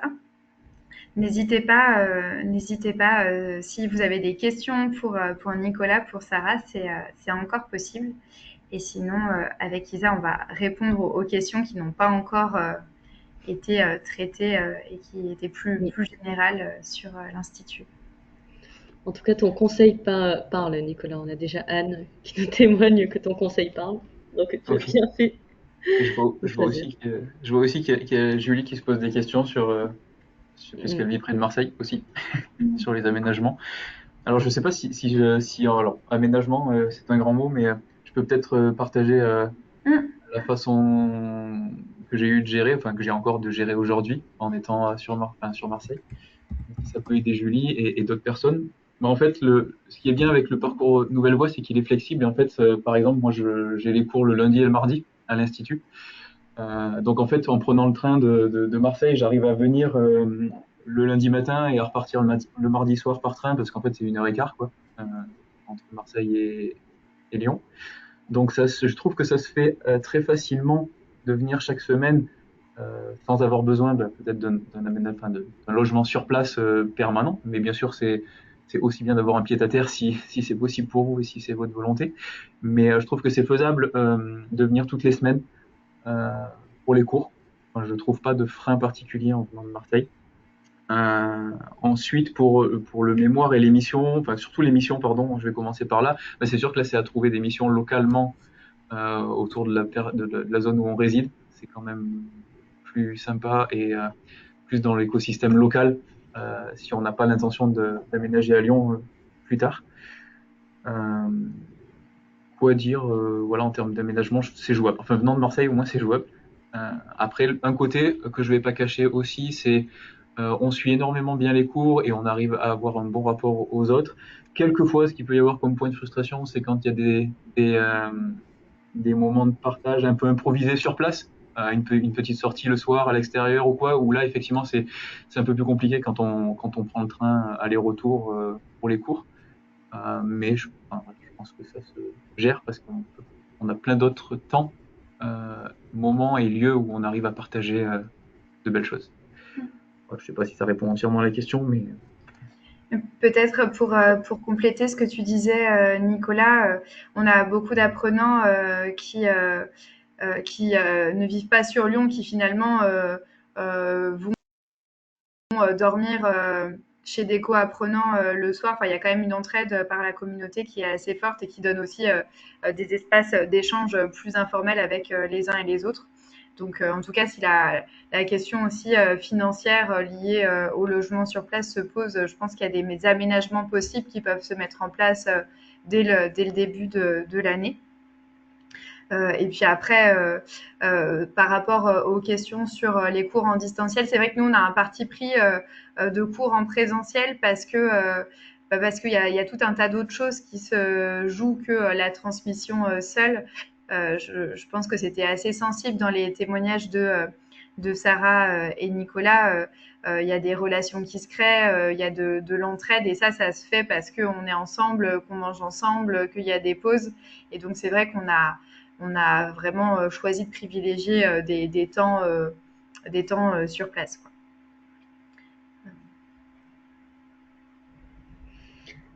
Donc, on avait alors une question que je crois pas qu'on a adressée vraiment directement de est-ce que c'est seulement en région lyonnaise. Ce que je voulais préciser sur ça, c'est que vraiment maintenant on a une approche qui est plus région, on va dire. Et donc alors là, on a des personnes de Marseille, c'est un peu plus loin, mais par contre, c'est assez courant qu'on ait des personnes qui viennent de Grenoble, par exemple, qui viennent de Saint-Étienne et qui se font des allers-retours à la journée, par exemple. Donc c'est aussi envisageable. En général, c'est quand même plus confortable de dormir entre les 2 jours. Par exemple, la nuit du lundi ou la nuit du jeudi, c'est quand même plus confortable. Mais voilà, on a pas mal de personnes qui viennent du coin et c'est pas seulement lyonnais. Là, on a aussi plein de personnes qui viennent de Bourg-en-Bresse, qui viennent de Vienne, de coins comme ça, par exemple. Donc ça, on est assez habitué. Et d'ailleurs, il y a aussi des régions enfin, on a aussi des missions, pardon, qui sont en dehors de Lyon, par exemple, en fonction des cas. Alors, je regarde sur les autres questions. Ne pas hésiter si jamais votre question n'a pas été répondue ou que vous aimeriez bien qu'on complète un peu plus. On peut bien sûr aller là-dessus. Juste en rebond peut-être de Marine, ce que tu témoignes, apparemment tu dis nouvellement licencié économique. Dans le cas des fois des licenciements économiques, ne pas hésiter à questionner en termes de financement de formation ce qui est possible.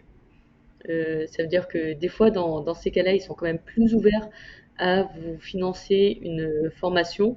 Et si vous êtes en plus, qui plus est, dans un cas peut-être en dehors de Lyon et qu'il y a des déplacements, c'est aussi des choses des fois qui sont envisageables d'un point de vue financement. Donc voilà, il y a vraiment ce truc pour vos démarches administratives. Demandez, vous n'êtes pas à l'abri d'une bonne surprise. Et même pour vous dire, d'un point de vue entreprise, moi j'ai des personnes que j'ai accompagnées qui m'ont dit que, en fait, au début, elles allaient dans le bureau de leur manager pour dire qu'elles comptaient quitter la boîte, faire la formation. Et finalement, le manager a dit, bah, en fait, la formation est chouette, on soutient ton projet, et si tu veux, tu fais un congé et la boîte te paye cette formation. Donc voilà, je dis pas que ça arrive à tous les coups, mais on a quand même quelques petites fois où c'est arrivé. Je peux peut-être partager quelque chose sur la suite au licenciement économique, Mhm. les Bien sûr. possibilités. En prenant le cas, voilà, je dis pas non plus que ça arrive tout le temps, mais dans mon cas, suite au licenciement économique, en fait, il y a une période qui s'appelle CSP. Alors, elle n'est pas forcément systématique et choisie par tout le monde, mais le CSP, c'est un dispositif renforcé d'accompagnement aux personnes qui viennent de se faire licencier pour retrouver voilà, du travail ou trouver leur voie. Et en fait, dans le cadre du dispositif CSP et en travaillant avec France Travail, du coup, j'ai pu obtenir le financement de la formation de l'Institut Transition en voilà bon, en mettant en bonne relation avec la conseillère que j'ai eue et en expliquant le projet que j'avais et les liens déjà que j'avais avec la transition écologique et solidaire en termes de volonté. Et en fait, c'est un dossier qui, quand on le prépare bien et qu'on est vraiment motivé et moteur, il est passé. Et il est même passé aussi pour des raisons très simples, c'est que les métiers de la transition écologique et solidaire sont en construction aujourd'hui et que pour France Travail, ce sont des métiers à découvrir et des métiers d'avenir. Et c'est pour ça que ça a été que la formation a été acceptée en termes de financement par France Travail. Voilà. Mm. C'est Ouais, une tout à fait. possibilité. Et un autre dispositif que vous connaissez peut-être pas, c'est le dispositif démissionnaire, qui est toujours intéressant à évoquer. Le dispositif démissionnaire, c'est le dispositif, si vous pensez que c'est impossible d'avoir une rupture conventionnelle avec votre employeur actuel, si vous êtes en poste, en fait, vous pouvez regarder pour faire un dossier dispositif démissionnaire qui vous permet de démissionner de votre poste, mais tout en conservant vos droits au chômage. Et en fait, pour cela, il faut monter un dossier où vous expliquez votre projet. Donc, par exemple, là, ça serait le cas d'un projet de formation, par exemple. Et en fait, ça passe en commission. Et si c'est accepté, eh ben, vous pouvez tout simplement démissionner avec votre maintien de droit au chômage. J'en parle souvent parce que les personnes, des fois, quittent leur entreprise et regardent les dispositifs a posteriori. Le dispositif démissionnaire, vous devez le faire avant de quitter votre entreprise. Donc voilà, on a eu quelques personnes qui auraient pu bénéficier de ce dispositif et qui l'ont raté parce qu'elles ne le connaissaient pas. Donc n'hésitez pas à regarder à quoi ça correspond. Et si jamais on a un article sur notre site internet qui présente le dispositif démissionnaire, donc vous pouvez trouver des infos là-dessus. En Auvergne-Rhône-Alpes, c'est l'acteur qui s'appelle Transition Pro, qui est l'acteur qui gère ça. Si vous voulez. J'ai partagé le lien vers le dispositif et pour information, en tout cas dans les personnes au cours de 5 ans qui ont demandé le dispositif démissionnaire, enfin, qui ont suivi Nouvelle Voie, 100% des dossiers ont été acceptés. Donc c'est pas Mm. quelque chose qui est extrêmement compliqué à avoir si jamais on correspond bien aux critères et qu'on a un vrai projet à défendre. Et ça fait partie des choses sur lesquelles on peut aussi accompagner si jamais il y a des besoins d'éléments, de retour d'expérience. C'est vraiment avec plaisir. Mm. Quand vous disiez les anciens sont ravis de vous donner des coups de pouce, n'hésitez pas souvent quand on fait le rendez-vous d'orientation, on peut vous indiquer des anciens qui soit vont être dans des situations similaires à laquelle dans laquelle vous êtes, soit ont des sujets en lien avec ce qui vous questionne. Et donc voilà, souvent ils sont ravis de vous répondre par mail à vos questions ou si c'est possible de vous rencontrer pour parler de comment le parcours s'est passé, qu'est-ce qu'ils ont trouvé comme astuce pour pouvoir réaliser ce projet de formation. Donc n'hésitez pas, encore une fois, ils sont ravis, vous l'avez vu avec Sarah et Nicolas, ils sont ravis de vous partager leur expérience. Alors, Julie, est-ce qu'avec France Travail, il y a une possibilité de se faire aider? Je suis actuellement en PSE suite à un licenciement économique, mais il touche à sa fin dans quelques semaines, donc trop tard pour obtenir un financement. En fait, c'est une question forcément qui nous est souvent posée et qui n'a pas de réponse évidente. C'est-à-dire que globalement, c'est pas évident d'avoir un financement France Travail au sens où bien souvent les financements de formation sont priorisés sur des personnes qui n'ont pas de bagage en termes de diplôme ou sur des métiers en tension. Donc, ce qu'on propose au sein de l'Institut Transition s'inscrit pas vraiment dans cette logique-là. Pour autant, on a régulièrement eu des personnes qui ont eu un financement total ou partiel de la formation par France Travail. Et donc là, j'ai le sentiment que ça dépendait un petit peu des années, des territoires, des conseillers. Donc nous, ce qu'on conseille, c'est de tenter. Là, pareil, on peut vous faire, si vous nous le demandez, des retours d'expérience d'anciens qui nous ont un peu expliqué comment ils s'y étaient pris. Par contre, ça n'est pas gagné d'avance, beaucoup moins que le dispositif des missionnaires si jamais vous correspondez bien aux critères. J'en profite pour dire que si pour certains la dimension financière était un frein, l'Institut Transition a un fonds de solidarité qui peut être soutien. Donc ça peut être en échelonnant les paiements, ça peut être en vous proposant une réduction des coûts pédagogiques. Là, pareil, n'hésitez pas à nous contacter pour qu'on puisse voir ce qui est envisageable ou pas de notre côté. Yes.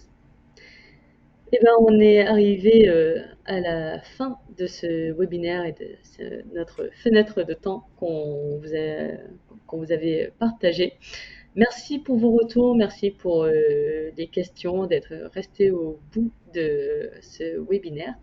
Et potentiellement à très vite, soit sur un rendez-vous, soit durant l'un de nos événements, quoi. Bonne soirée à tous. Merci beaucoup et puis bonne suite. À bientôt. Merci beaucoup.